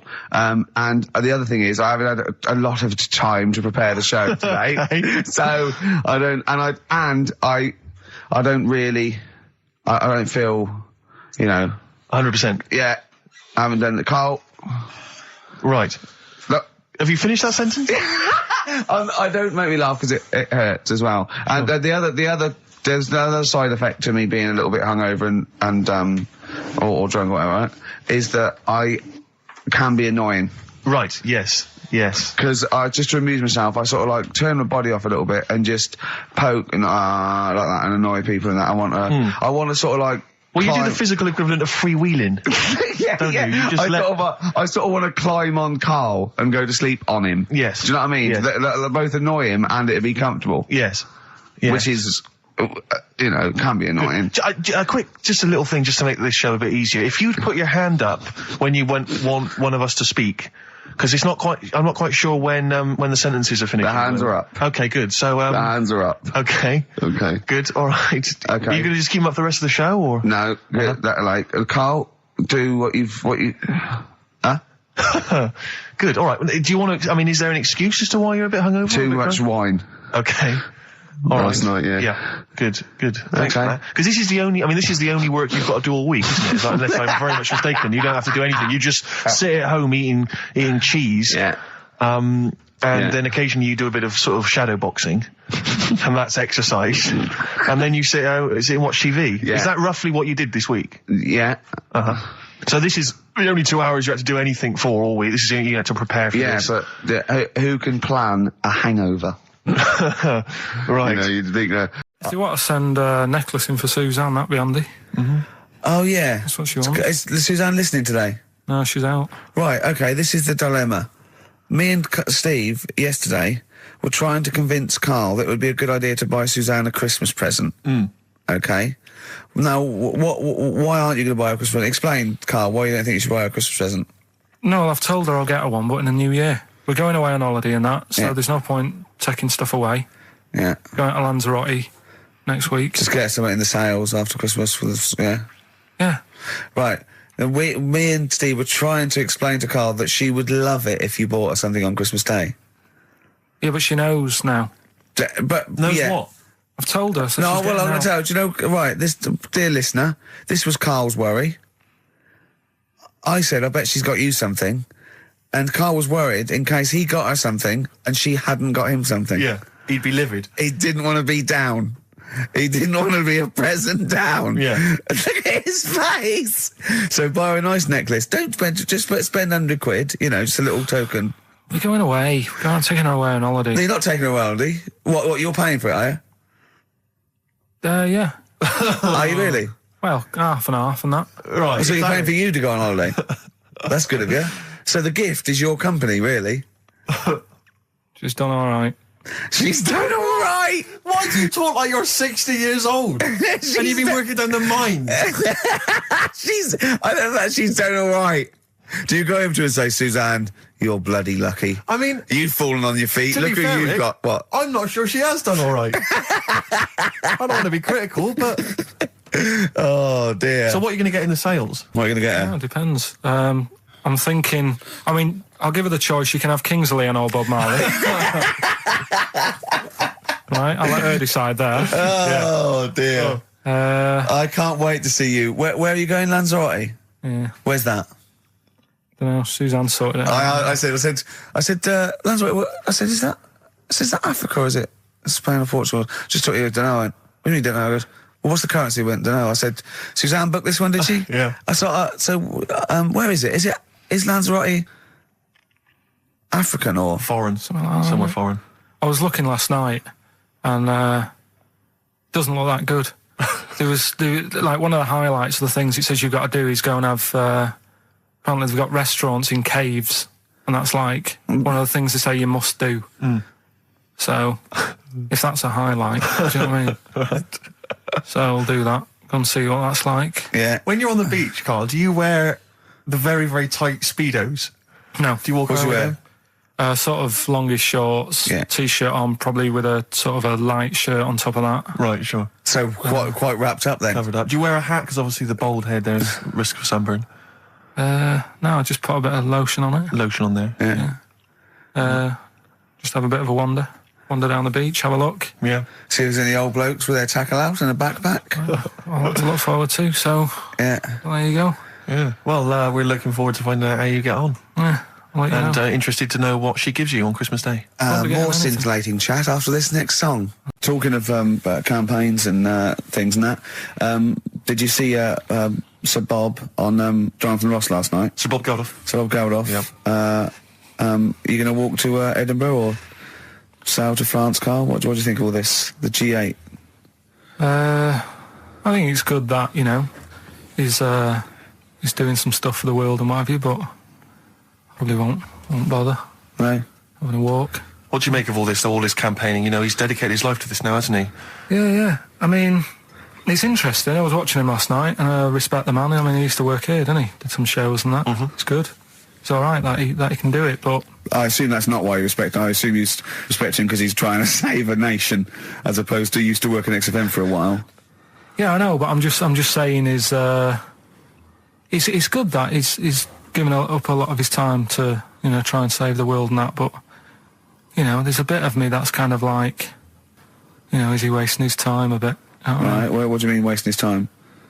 Well, he tried it before, and No, wait. What he's trying to say is that the G8 are I think the 7 most rich, wealthy nations in the world, and Russia, and they get together and they can wipe out the third world debt. I.e., they owe us billions and billions of pounds. They can't afford to pay it back.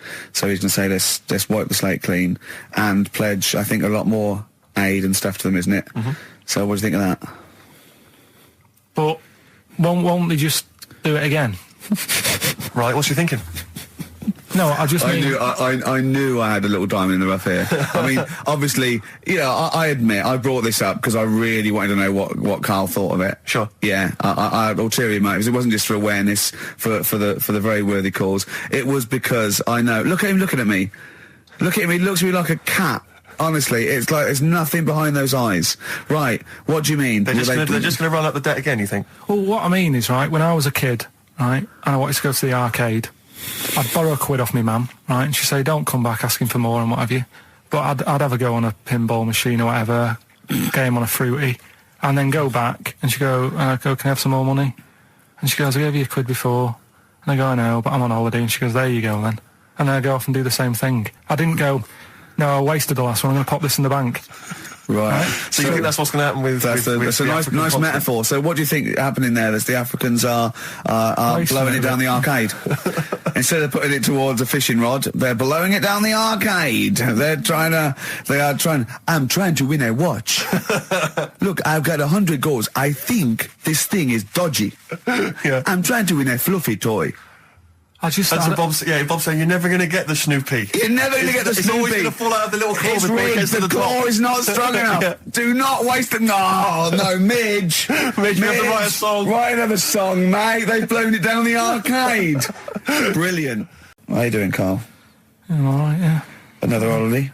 Well, it wasn't holiday. Well, it was. You had 5 days off work. Why isn't it holiday? You had 5 days not working for a living. You know how many days holiday gets a year now? 29. Oh, that's more than teachers, isn't it? It makes me sick. It makes me sick. Well, I know the kind of hours you work, Rick. It's mad. I mean, if you're not in work by midday, you're furious. No, but I mean, I'm always... 29's normal for the normal working person. Yeah, but, And anyway, it wasn't a proper holiday. I went to see my mum and dad. It's nice to see them and everything, but it's not holiday, is it? Why? It's not going away. It's not getting on a plane, is it? Going away. Oh, is that definitely a holiday? What happened before 1950? I don't know. People used to go... Yeah, exactly. People used to go to Blackpool or Brighton. That was holiday. Yeah, but I didn't Where did you go? Went to Wales. There you go. Lovely holiday. Lovely holiday. Have a holiday in Wales. That's what they say, innit? Come to Wales and have a holiday. That's what they say, innit? So come to Wales and meet your parents. Come to Wales and have a lovely holiday. No, we were talking earlier about the fact, because I've been ill this week, and so I've just been lying on the sofa, dosed up.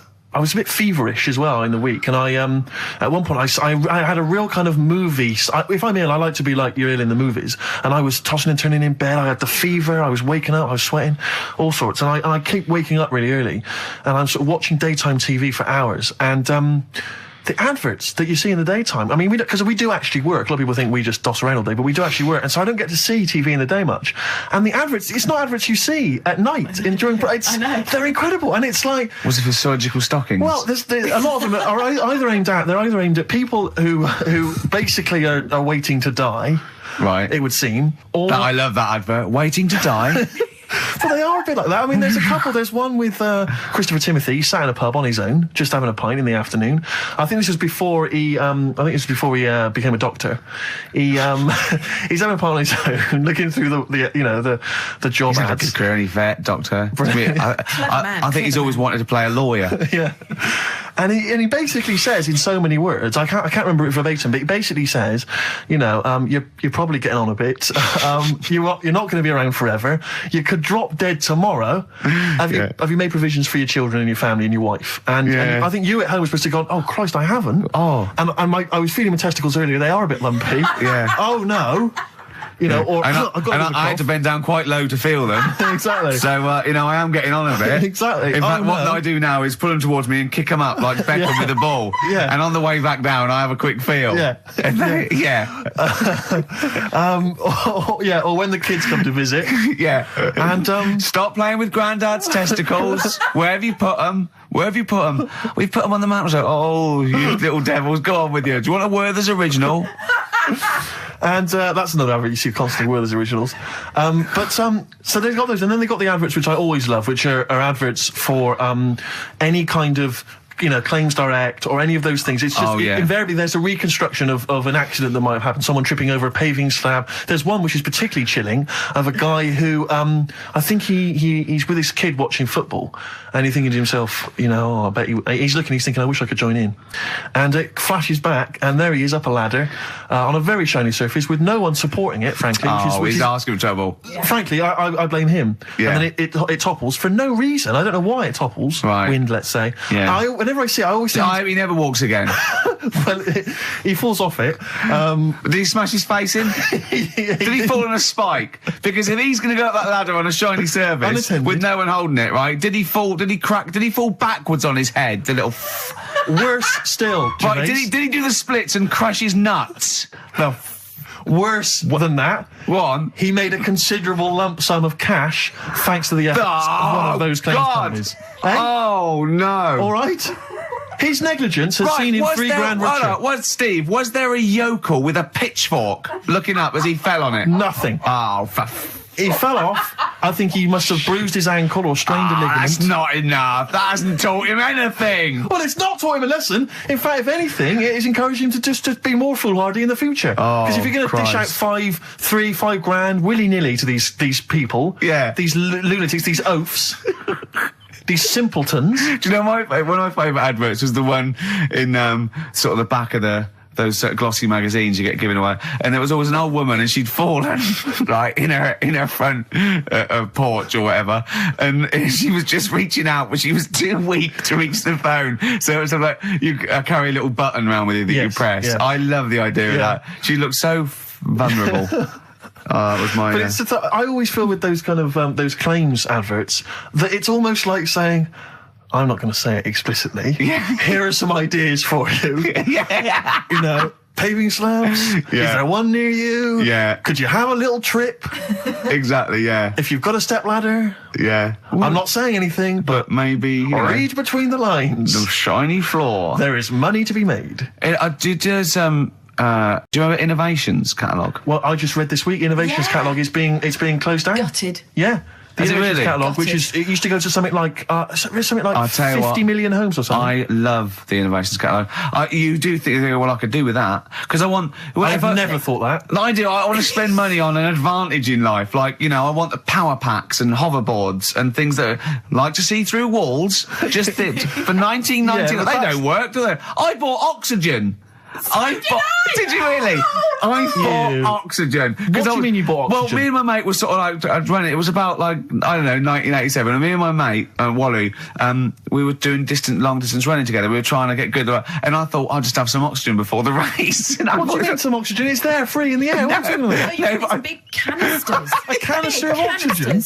It didn't work. It just smelled like you were sniffing mints. I couldn't get any in. What was it supposed to do? Oh, oxygenate the blood so you can. Right. But I don't know why. How much was it? I don't know. I can't remember. But mine was 1999. It was a big canister. It was rubbish. Why did you buy it?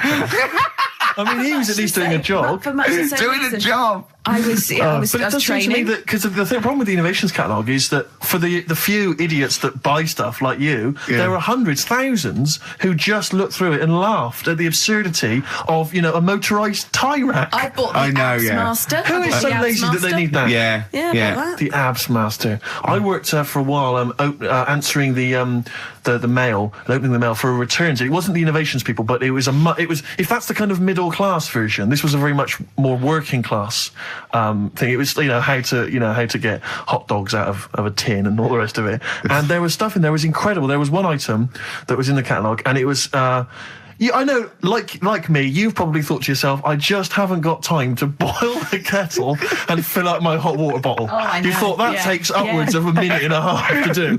What I need is some kind of state-of-the-art kind of plastic container with some kind of blue gel inside, which I put in the microwave, and that heats up, right? So that was what this device was. You put it in the microwave, you buzz it in there for like 30 seconds, saving yourself, a minute of preparation time.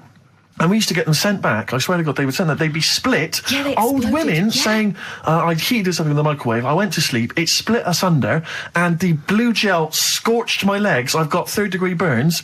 And do you know Old what woman with a scolding. Call claims direct. But do you know what we used to do? I used to say, do they not sue over this stuff? And they told me, they said, they never sue. They're not, they're old ladies. They don't realise they can sue. What we normally do is send them a replacement. So I'd have to send replacements back to these old women who had scalded their legs. We didn't even send them the money back. We just sent them a replacement. I mean, unbelievable. Unbelievable. Sometimes I always felt And a like new pair of tights, at least. at least. And sheets, bed Yeah. sheets, yeah. Oh, dear. Imagine that, though. I did have an abs master. One of those things that, you try it on. Jane bought it for me for a birthday once.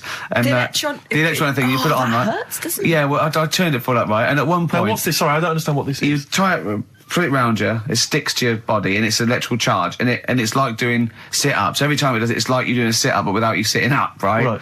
And at one point, I had it on, I'd done it for a few weeks, and at one point, I was laying on the couch in my pants with this on, watching telly, drinking a bottle of wine and eating cheese. She said, I don't think it works like that. I thought, if this works, it's the greatest invention of all time. It's like you can eat, and it's it's kind of working it off for you as you're eating. I know, yeah.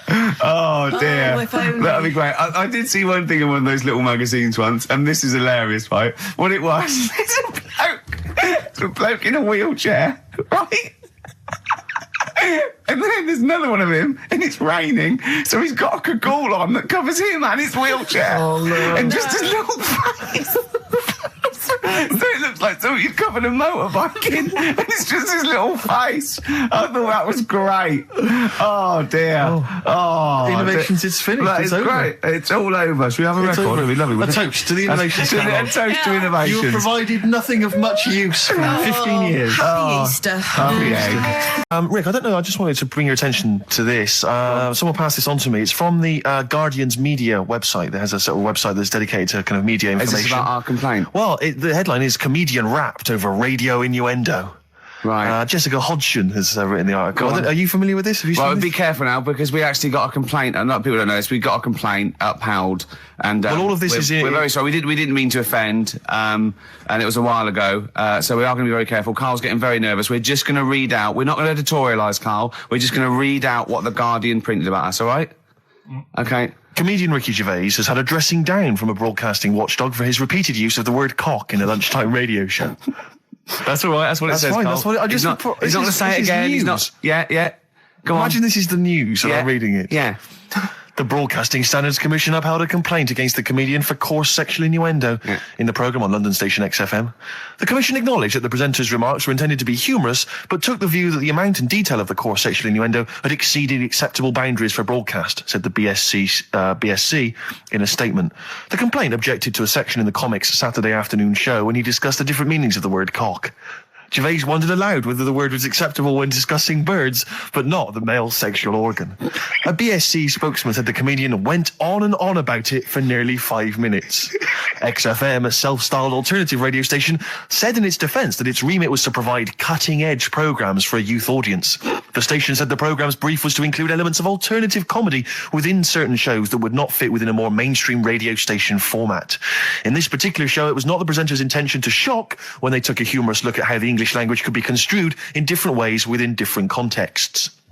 Gervais, whose big break was on Channel 4's 11 o'clock show, has shot to household status through the portrayal of David Brent, the middle manager from hell in BBC Two's cult show The Office. Just in case you didn't know who I was talking about. Yeah, he's a household name, but they just thought you they'd might not have heard clarify. of him, but he is a household name. Now, that's good. That's good reporting, and they're quite right about it. And just to remind people, it was when Steve said the only bird that hasn't got a penis is the swan, and I went on about the male bird being called the cock, but I couldn't use that to mean, and it was childish. But what annoys me is, I'm sure I've heard things on like Radio 1 like that. Or what's what's her name in the morning? Sarah Cox. Yeah, and as there's a DJ like Karl. Cox. Yeah, so you got Karl. What's the matter? I'm just saying. You're just saying there's a pair of DJs on. Yeah, but we've done this. And What are you talking about? We're just talking it's about names. They're just saying the names. Now, I love cocks in the morning. You're a big fan of Cox. And at night. What's the matter with you? Come Get a on, record, Karl.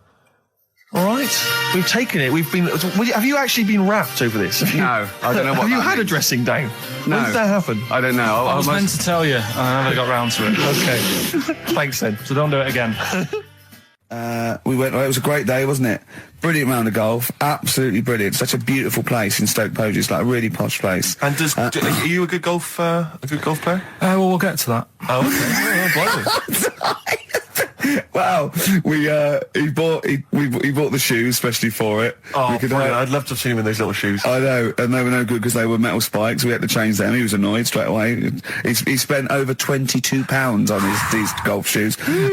We hired a buggy that was brilliant fun. I was bombing along, wasn't I? I don't drive, but I just it was great on that buggy. Well, you've been on a buggy with me, and you were a bit scared. Yeah. What I nearly killed us once.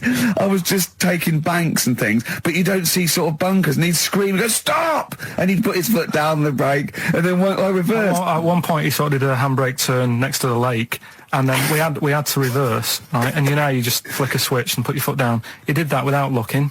I looked behind, there's a big oak tree there. He screams, "Watch the tree!" Right? He's so Dukes of Hazzard.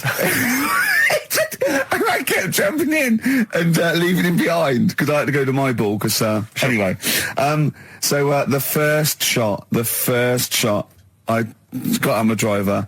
I honestly did one of the best shots I've ever done. It went straight down. It was great. I thought, phew, got away with that because it's always the first one because it's a clubhouse and you want to look good. Yeah. So. He tees up, and I've been saying, buy some balls. He just got 6 balls. I was going, what if you lose me? I won't lose 6 balls, right? He tees up, right? Whacks it. It goes miles, like right angles, straight into these the woods, right? He turns around, he goes, go and buy some more balls.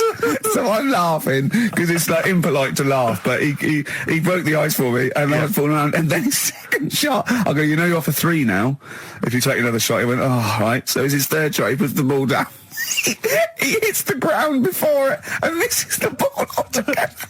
And I was on my back, wasn't I? Unbelievable. Actually rolling about on his back.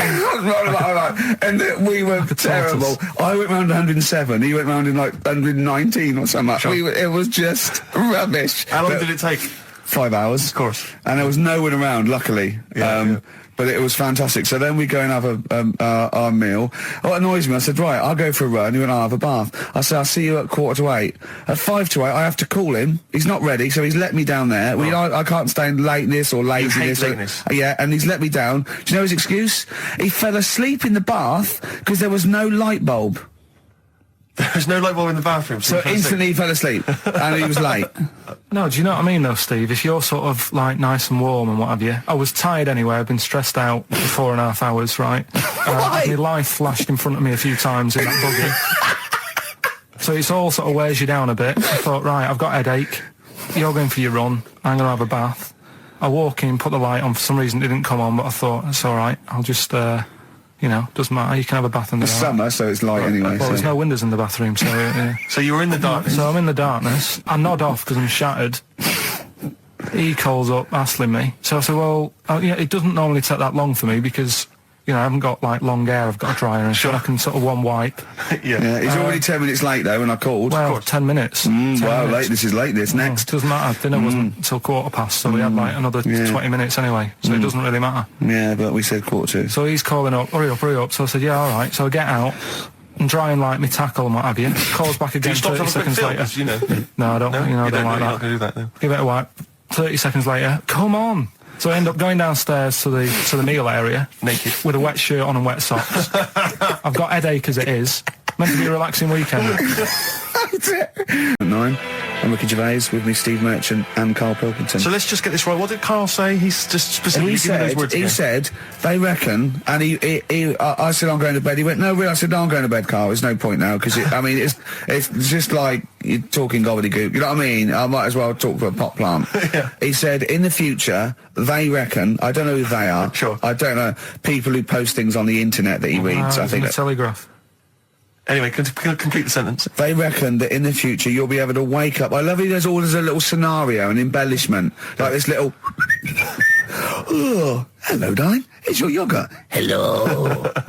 You'll be able to wake up and eat a yogurt you can have a chat with. All right, well, thanks for that, Rick. I'm looking at you. I'm going to throw that over to Karl now. Right, it's when I was away on holiday, right? I got, I don't normally buy the Telegraph because it's too big and that, innit?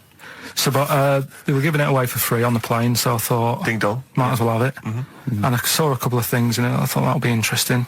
I saw this thing about the future, and it was talking about evolution and what have you, right, which I always find weird, because I always think that maybe we've sort of done it wrong anyway. Do you know what I mean? I sometimes think You can't by definition, evolution can't get things wrong.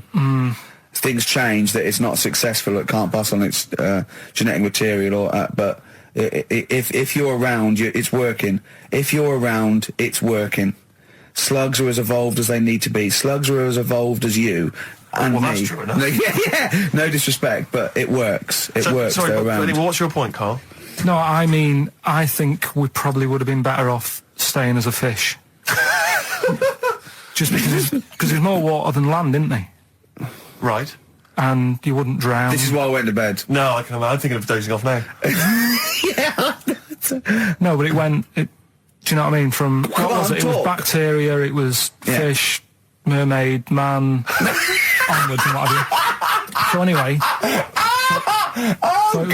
Oh God! No, there are a few knowledge gaps in your theory of evolution. All right, Mum, You generally got it right, though. So yeah, But I mean, basically, it went bacteria, fish, mermaid, man. What next is the big question.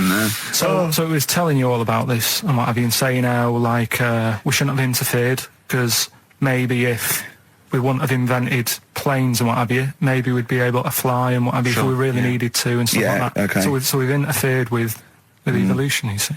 Right. Well, then it was saying, well, what's the future got? Well, yes, in one way we have interfered with evolution. Yeah, the evolution of the human being in society is changing. It's no longer based on the strongest or the fittest, because medical science can keep us alive long enough. People can pass on their genetic material where without this civilization they wouldn't have been able to. So yeah, there are different parameters, there are different pressures, there are different things that say whether we're going to pass on our genetic material or not. Okay, so in that sense you're right. And that, Rick, as far as I'm aware, has led to a yogurt that you can eat and have a conversation with. So this is what it was saying. It was just saying, we're living in mad times and that. There's a lot of weird stuff going on. One of which is... And the fellow was just saying, with computers and stuff like that, the way it is, we'll be able to wake up, Go on. have a chat with your yogurt and have something to eat. What do you mean, have a chat with your yogurt? Because of the amount of... you have them yogurts already, those friendly yogurts. Those bacteria-friendly ones, so this is just a really friendly one. Yeah,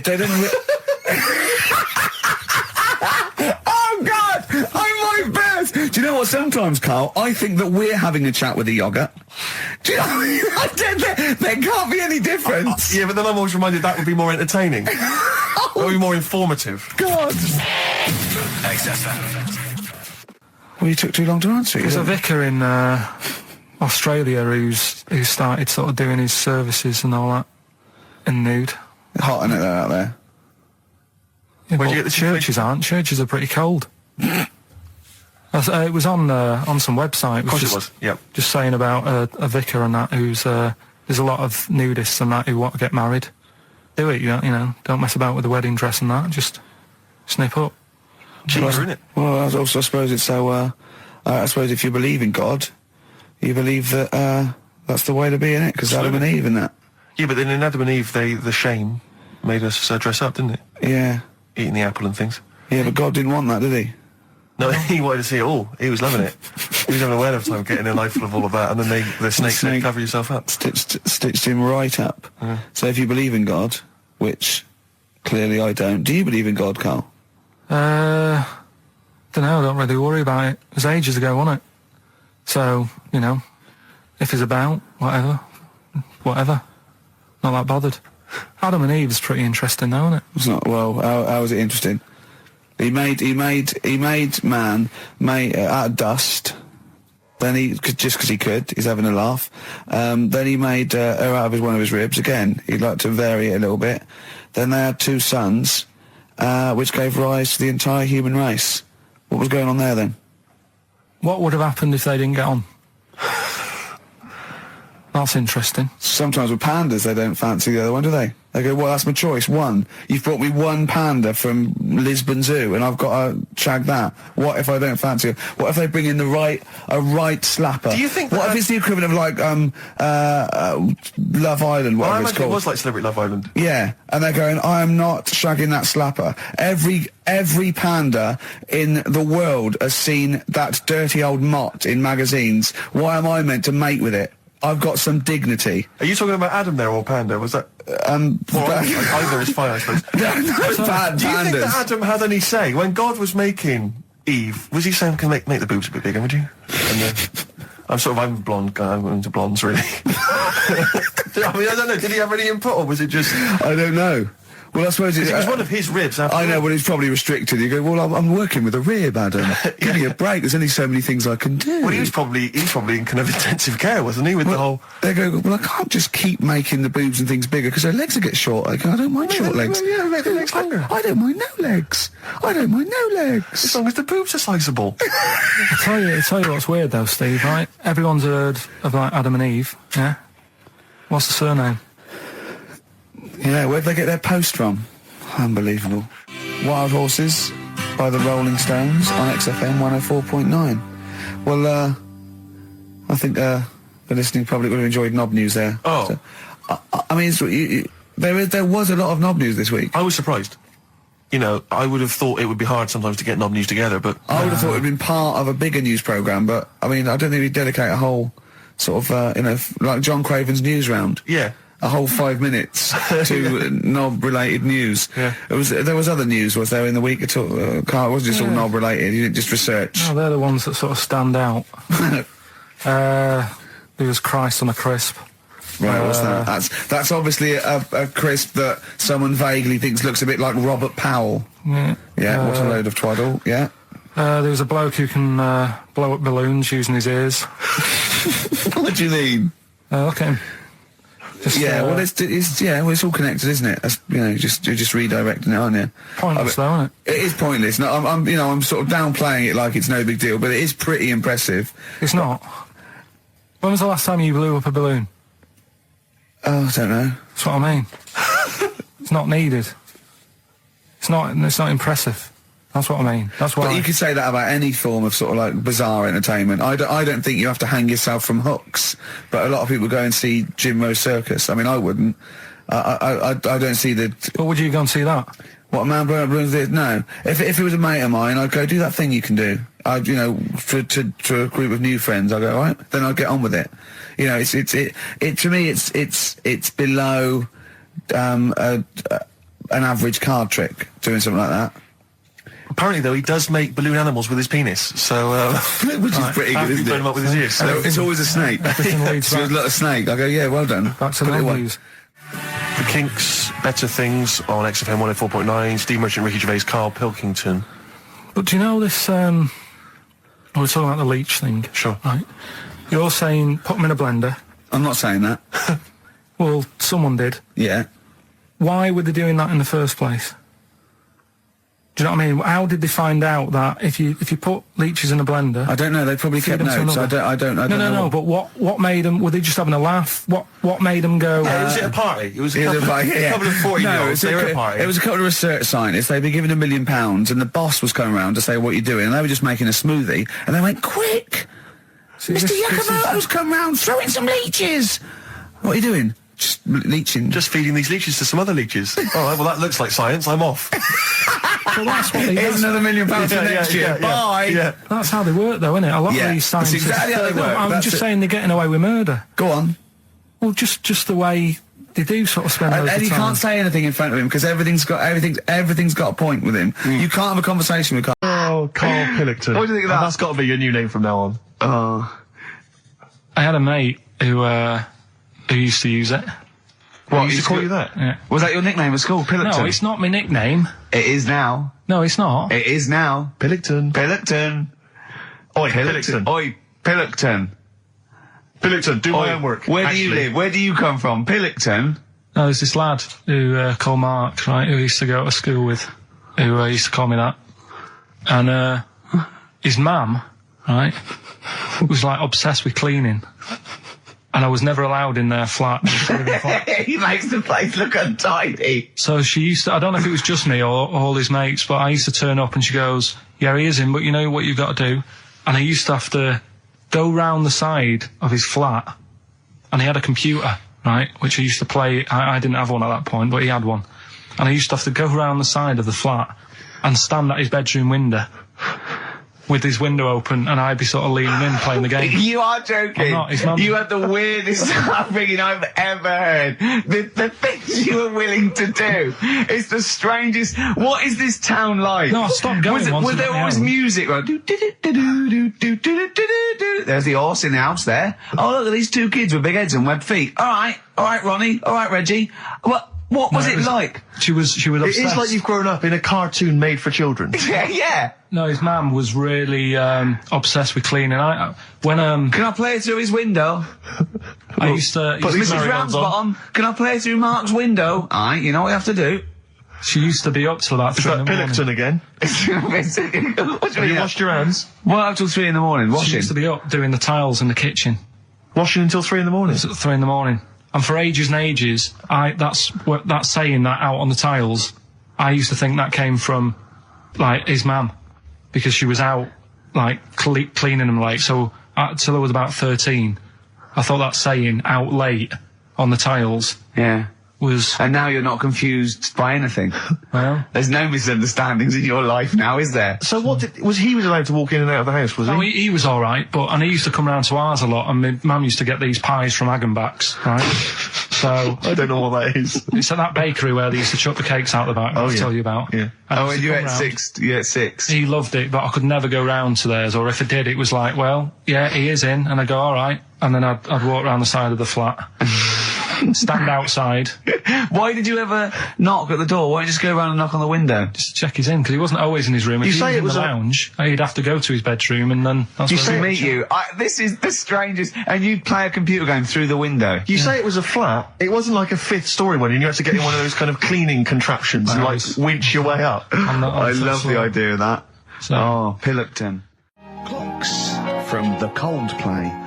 On XFM 104.9, I'm Ricky Gervais, with me Steve Merchant, and back, Karl Pilkington. Hey. He's raring to go. That's nice when you have a bit of time off, isn't it? Yeah, how long have you had off now then, Karl? About 3 weeks. About 3 weeks, yeah. We can't do that because we're sort of self-employed and we'd be letting people down, but it's different when you get paid anyway, whether you turn up or not. But good to have you back. I'm never off ill. No, it's the first time I've ever been off ill. Like, well, no, I mean, just you're off 2 weeks and then you're off. No, I just wish I was the kind of person who could let down an audience of regular listeners. Yeah, but like I say... Well, no, we spoke to you, you weren't that bad. A cold, you don't go home for a cold. We were discussing this last night in the pub, and, you don't go home for a cold. Okay, so moving on, what have we got then? We've got some great songs. I've brought in the Smiths, I've brought in Buzz Cox, I've brought in Neil Young. I know Steve's got some hip-hop. Some great hip-hop. I've got some great Elvis Costello. It's going to be great. Karl, come on, concentrate. You've been away for 3 weeks. Just annoyed. No, stop saying that. What? You're annoying me now. Why? What you do? Go home ill? Oh, he's annoyed me. Oh, has he? Yeah, I got wet jeans and I'm a little bit annoyed. Can I have some time off but still get paid? Yes, of course you can, Steve, Karl. right, he called me up, winding me up about this. And, right, I'm 30, right? I'm 30 now. I can only remember being off 2 times. Oh, his memory's going as well. You'll have some time off. And both of them were when I was at school. What's school? One when it was windy. Why did you have time off? Because it was windy. But to be honest, Karl, that lasted for 7 years. Your time off at school. Why did you have time off? Because it was windy. Were you windy, or was it windy outside? No, it was like when... Your auntie wasn't out the window, was she? Yeah. When the winds were bad in the 70s, and my mum said, oh... Whoa. What? I remember space operas and flares. I don't remember the winds being bad in the 70s. Well, my mum just said, you might get blown into the road, so don't do that. She had so much faith in you, didn't she? As a human being. Is that why she got fired from the pie shop? I'm not coming in today, I might get blown into the road. God. The funny thing it was, right, Steve, they had this thing going at school, because a lot of people used to wag it back then. Right? Used to what? Wag it, sort of not go in. Yeah. Right. And they sort of tried to make it interesting for you by giving you an education. A certificate if you did a full week. Reward for the rest of your life with achievement. That sort of carrot. And also, like, let you go home at 3 o'clock on a Friday. Right. If you'd done a full week and that. Yeah. So it was lovely weather all week. Then it just sort of changed on a Friday. And I got up and it was all windy. It's My always mum windy said, for Friday on 7, isn't it? don't, if you don't want, don't go in because, you might get blown into the road and that. So I said, all right, then I'll stay off. And So why did you told you to hold on to a fence or walk you there? What's this? Don't go out. Immediately give blown? up. I love this getting blown into the road. Is that based on your cats that kept getting blown into the road? well, so I got to school on the Monday, right? And the teacher said, Took you a right, long time. today, to punish you, you're the only one who wrecked the whole week, right? Everyone else came in. You didn't. So everyone else is going home at 3 o'clock today. But you're not. Brilliant. Serves you right. And I wasn't bothered though. It was great because I said, well, you'll have to stay with me, won't you? And it was great. So all I did for half an hour was doodle and stuff. It was great that afternoon. yeah. And that was ages ago. That was like when I was about 8. And that's one of the times I was off ill. Yeah. So it was, but that wasn't even ill. That was wind. yeah. Yeah. So Yeah. Yeah, it's a bit different when you're To be honest with you- world though, Carl. You can't just not turn up because you've got a bit of a cold or you're a bit fed up. I mean, we had an appointment 4 o'clock Thursday, wasn't it? And he had to call it because I cancelled it. Meeting went on a bit late. Time management. Get things done. If it was important, you'd get it done. Play a record, Carl. Pull your finger out, please. when I was a kid, right, and it's all right for you to go into women's toilets when you're a kid. It's like, oh, it's a bit cute, right? As long as you're not, like, over 15 or something, right? Right. But when I was a kid, I went into a toilet, and women, when they use their little cubicles, they don't shut the door. Some of them just sit down on the toilet, right? And you see everything. And, no, seriously, that's probably one of the first times I saw, like, a woman. Yeah. That, right? And my Auntie Nora when she was staying over. What happened with your Auntie Nora? She was, she's into wearing caftans. Into wearing what? You know, caftans. Oh, yeah. What caftans? Big, bellowy sort of dresses. Right.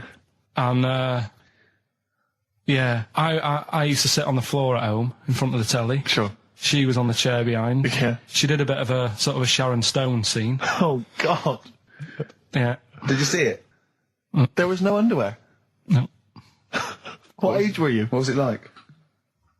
What age were It you? was like a ripped tennis ball. So. What? Right, we're off air. We're off air.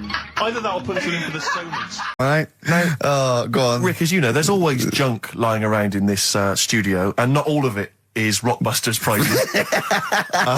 No. And there's, I've just been flipping Some through... is the playlist. Yeah, exactly. And I was just flipping through an old copy of the Guardian Guide from last week. Sure. You know, the little listings thing. Yeah. And, I don't know if people might have seen it. There was a documentary on this week about the transfer of British sitcoms to America. Yeah. And we did an interview for that because I'm remaking the show over in the States. I'm just flicking through and I noticed there's a little write-up about it here. And it says, blah, blah, blah, blah, and it says, quoting me, it says, "We don't care if David Brent becomes a woman," burbles Steve Merchant, eyes bulging with imagined riches. No, my eyes bulge normally. That's not me being greedy, that's you know just that me. thing I did on it when I sort of like rub my fingers together and do that stupid Brent... People take that seriously. I know. Yeah. It's extraordinary. Oh, some people got it, but I think it was something in the paper the next day said Gervais's mannerisms could have been transferred as dollar signs. Well, I was doing it sarcastically. Exactly. I was doing it like that. I was pretending that I just cared about the money. Yeah. So, irony... you see, people say Americans don't get irony. Most people here don't get irony. Absolutely right. That's why they think this show's rubbish. Yeah, I know. We fooled them. Yeah. We've had the last laugh. We Exactly. think it's really good. Exactly. Carl, come on. Let's have some news. Let's do some proper radio. Have you? All your news comes from Ananova, doesn't it? That's What will where Dr. Fox I do got about now at 2 o'clock? He'd do some amusing news. It's coming up for 2, and here is the news with Karl Pilkington. Well, like I said, it's just headlines and that. I don't bother reading on if I No like point. the headline. And it's all from You get the Ananova, story. not from a newspaper or... It's not made up or anything. These No, are real okay then. Well, headlines, let's see. Okay, imagine Trevor McDonald doing this. These are real news headlines. Okay then. Wow, they're real to Karl. Okay, here we go. And here is the news with Karl Pilkington. Bong. Man hid in wardrobe to avoid work. Yeah, good. All right. Bong. Teenager gets stuck in washing machine. Bong. Dutchman has 2 right feet. Bong. Cow hit by train lands on farmer's wife.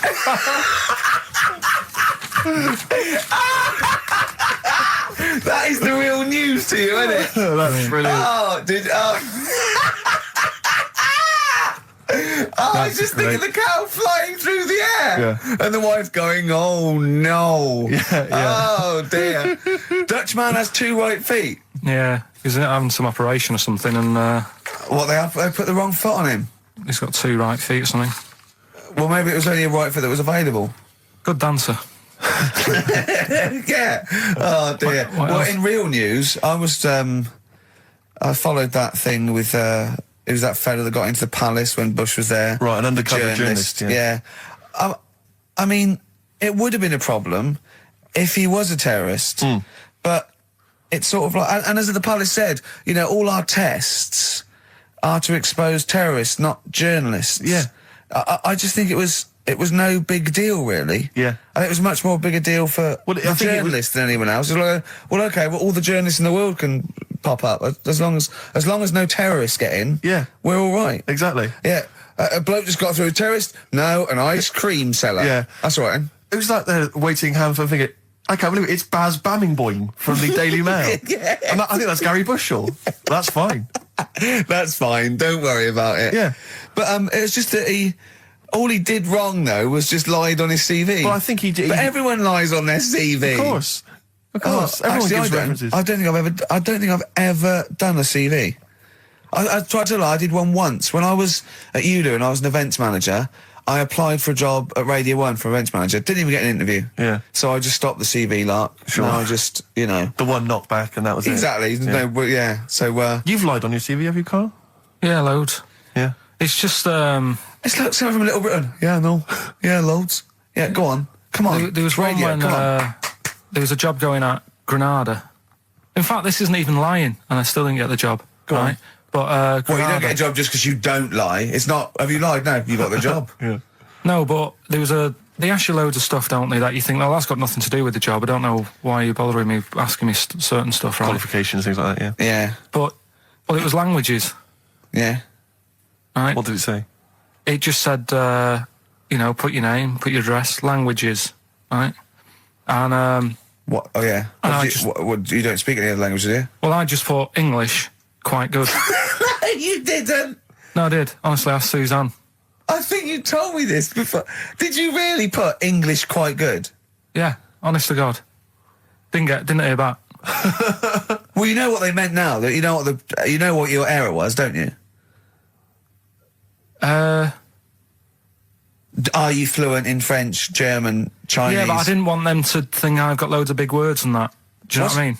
Well, I don't use loads of big words and stuff. No, they There's meant. no Do you point. speak any other languages? It's any other languages, Karl, not the one They your assume that native you can language. speak English because you're filling out a form. Yeah. Oh, well, it's like language is none. They, Yeah. they assume you can speak something, and they'd probably think it was English. And to put quite good when you are English. Yeah. English is your first language. Yeah, I'm quite good at it. I see your point now. It's true, though, isn't it? I'm not sure quite good is accurate. No, poor. English, weak. poor. Weak. You didn't get the interview, no? What did Suzanne say when you told her you'd put that? She just laughed. It was Really? too late. It was too late to do anything. How's her hair? Don't want to talk about it? Right, she's off today, so It's alright, is it? Oh, she's listening, you mean? she's at home today. But it's probably alright now, isn't it? Because a bad hair day, it doesn't last. It'll be nice. It'll be nice, not today. You're scared of her, aren't you? No. I mean, I don't want to... You've learned your lesson that, you know, you can't talk about people like that because it upsets them. Well, plus I can't do it all now because we're doing Pulp Fiction later, and it sort of involves her head. So... Brilliant. So let's... Excellent. There's me thinking that you're being considerate. Yeah. All worried about to have good songs. Me and Steve are I'm working pressing here. the buttons. I'm paid to press the buttons. That's what I'm doing. Has every CD started on time? Then Yeah. why would they give you Monday off if you just paid to press the buttons? Don't get every other Monday off, do I? So have you stopped doing that now, have you? Well, yeah. Why? Because there's work to do in that. But I'm not moaning about it. Let's get on with it. Right, Scrooge, right, is the film that I'm in. Thought I'd do a Christmassy one. Okay. Right? Yeah. Get people in the Christmas mood and that. Yeah, you have. Yeah, you have got people in the Christmas mood. You're like Santa visiting them. So... It's you in the film Scrooge. Yeah, Which yes. version of Scrooge? The old one. Is it if it's just you moaning with bells, I'll be annoyed. Right, go That on is then. essentially Scrooge. yeah. Right, Scrooge, listen to this, and then there's some question at the end. All right. And you can win some stuff and that. Yeah. All right. Yeah.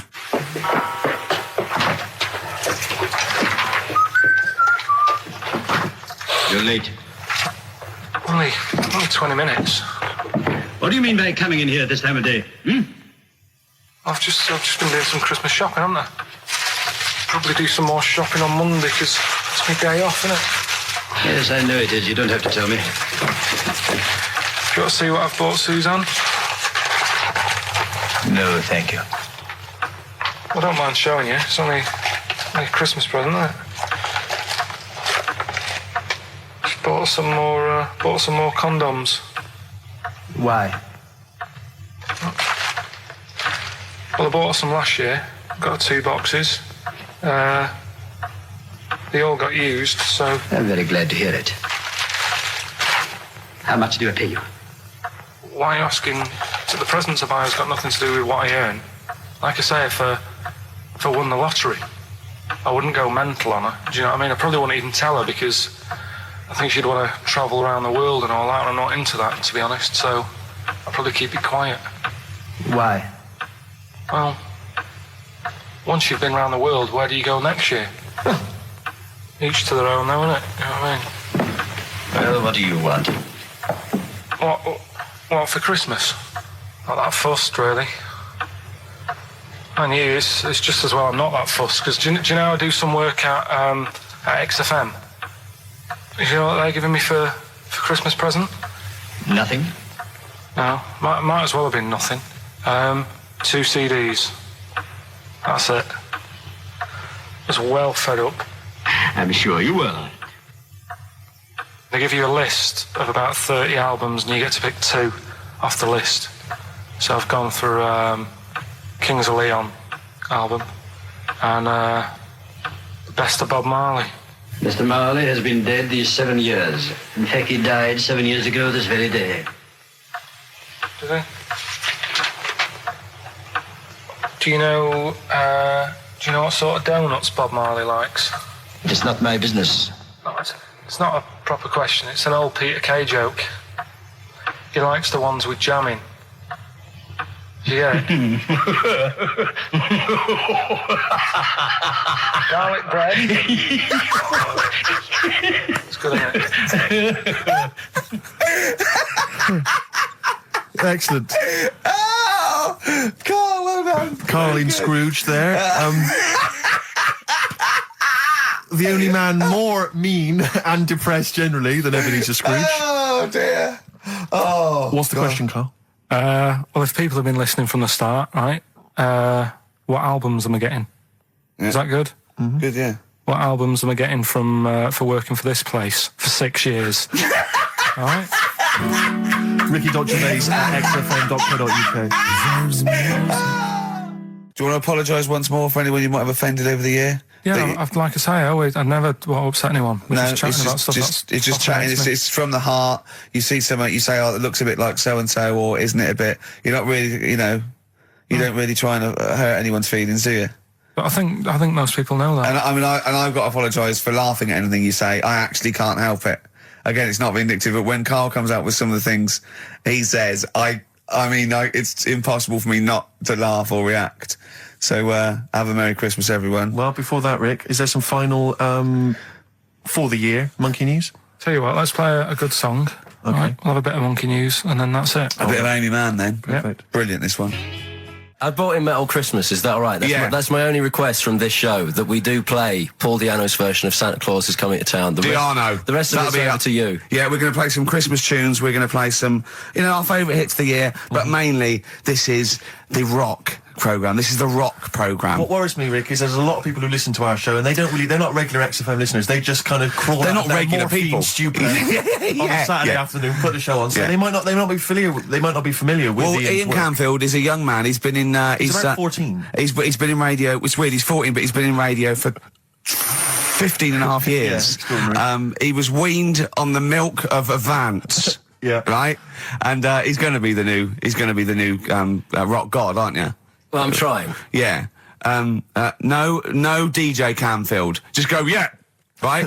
And over the 2 hours, I want to work out the 4 pillars of rock, right? I want 4 names, 4 pillars of rock, right? Huge rock pillars, and then I want the king who stands astride them like the archangel of metal.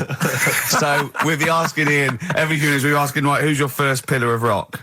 And then, keeping the one that stands astride them, okay? And how many do we need? Well, we need 5 names then, don't we? The 4 pillars of rock and who stands astride them. Right, okay. Like the Overlord with these Axe Attack albums. Yeah. Yeah. This is Oasis. Christmas. Oasis doing their version of Merry Christmas, everyone. It's Christmas. It seems only appropriate that we play the occasional Christmas tune. There aren't many decent ones. We will be playing the greatest, not just Christmas, one of the greatest songs of all time, but certainly the greatest Christmas tune of all time, Fairy Tale in New York. Is that going to be the version done by, what's his name, out of Boyzone? Has he done one? Yeah. Because he's lived the hard rock and roll life. What's his name? What is his name? Ronan Keating? Yeah. He wasn't bad on Room 101, actually. I think he's lightened up a little bit. Good luck to him. Yeah. Yeah, I did as well. Yeah. A lot of people ask me, Camford, I'm sure you can you've probably got experiences of your own that you might want to talk about, but people ask me what Ricky's like in real life. And I don't want to get grotesque. It's Christmas, people are listening, people are eating sandwiches, but he has a flatulence problem. I don't know if you're aware of this. It is... It's not a problem. Right. Well, it is for us. Yeah. You may not. Yeah. I think the problem with Ricky is Ricky hates to miss out on anything. He's terrified that there's going to be something going on that he's missing out on, a conversation, a joke, someone falling over, you know. And so he daren't spend any time in the lavatory because it's too any period of time he spends in there, he could be missing out on some fun. So he kind of tries to get his lavatory, occupying time down to a minimum, an absolute minimum. Plenty of pissing. There's loads of that, but none of the other activity. Really, I mean, you keep that. Really, it's like you're in, you're out, and sometimes I don't think you've done the full job, Rick. Yeah. And today, I'll tell you this: my eyes were bleeding. It's intense. It's just a word of warning because the kitchen at XFM is out of bounds now. No one's going in there until the new year. A to J in the library. A to J in the record library. I'll tell you this: I don't know if like Tony Blackburn's in the building. His wig will fall off. But seriously, not that he wears a wig. He doesn't wear a wig. But if he's going down now, maybe he wants to play some Beach Boys. I mean, seriously, forget I'm a celebrity. Get me out of here.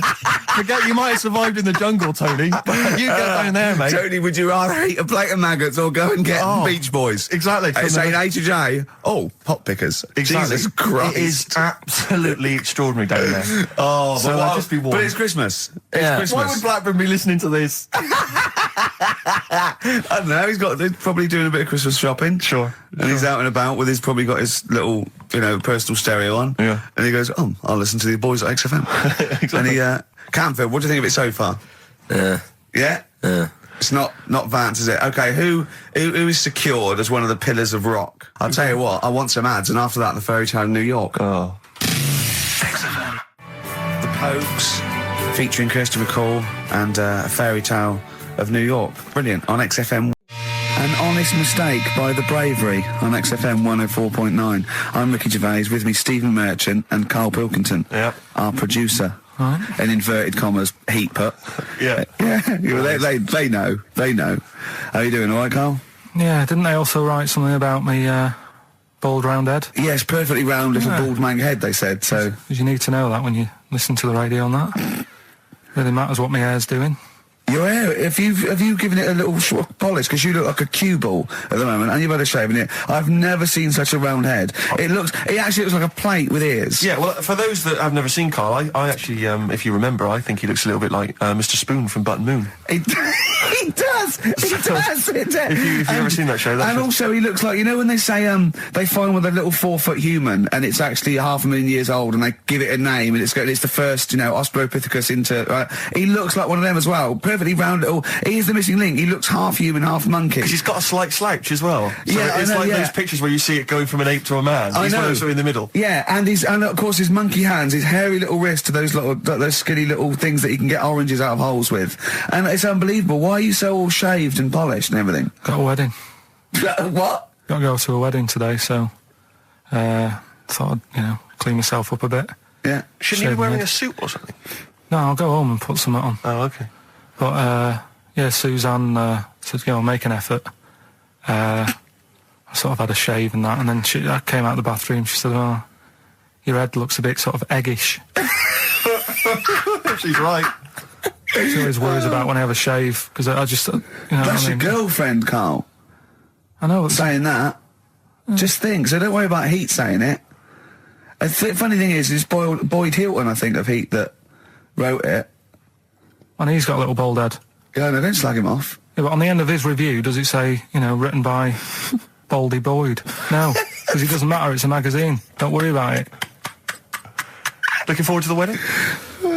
A bit boring, isn't it? But you've got to do it. They've not been listening. Should we do a shot? No, it'll be a great day for them, but I know what will happen. Suzanne will see, all the fuss and that, and then she'll get ideas, and have to let her down and all that. Why is it you don't want to get married again? I always forget. It's just... Who's it for at the end of the day? I've been with Suzanne for 11 years, right? Sure. We're happy. Well, I am. That's what counts. You're never happy. I am. I'm all right.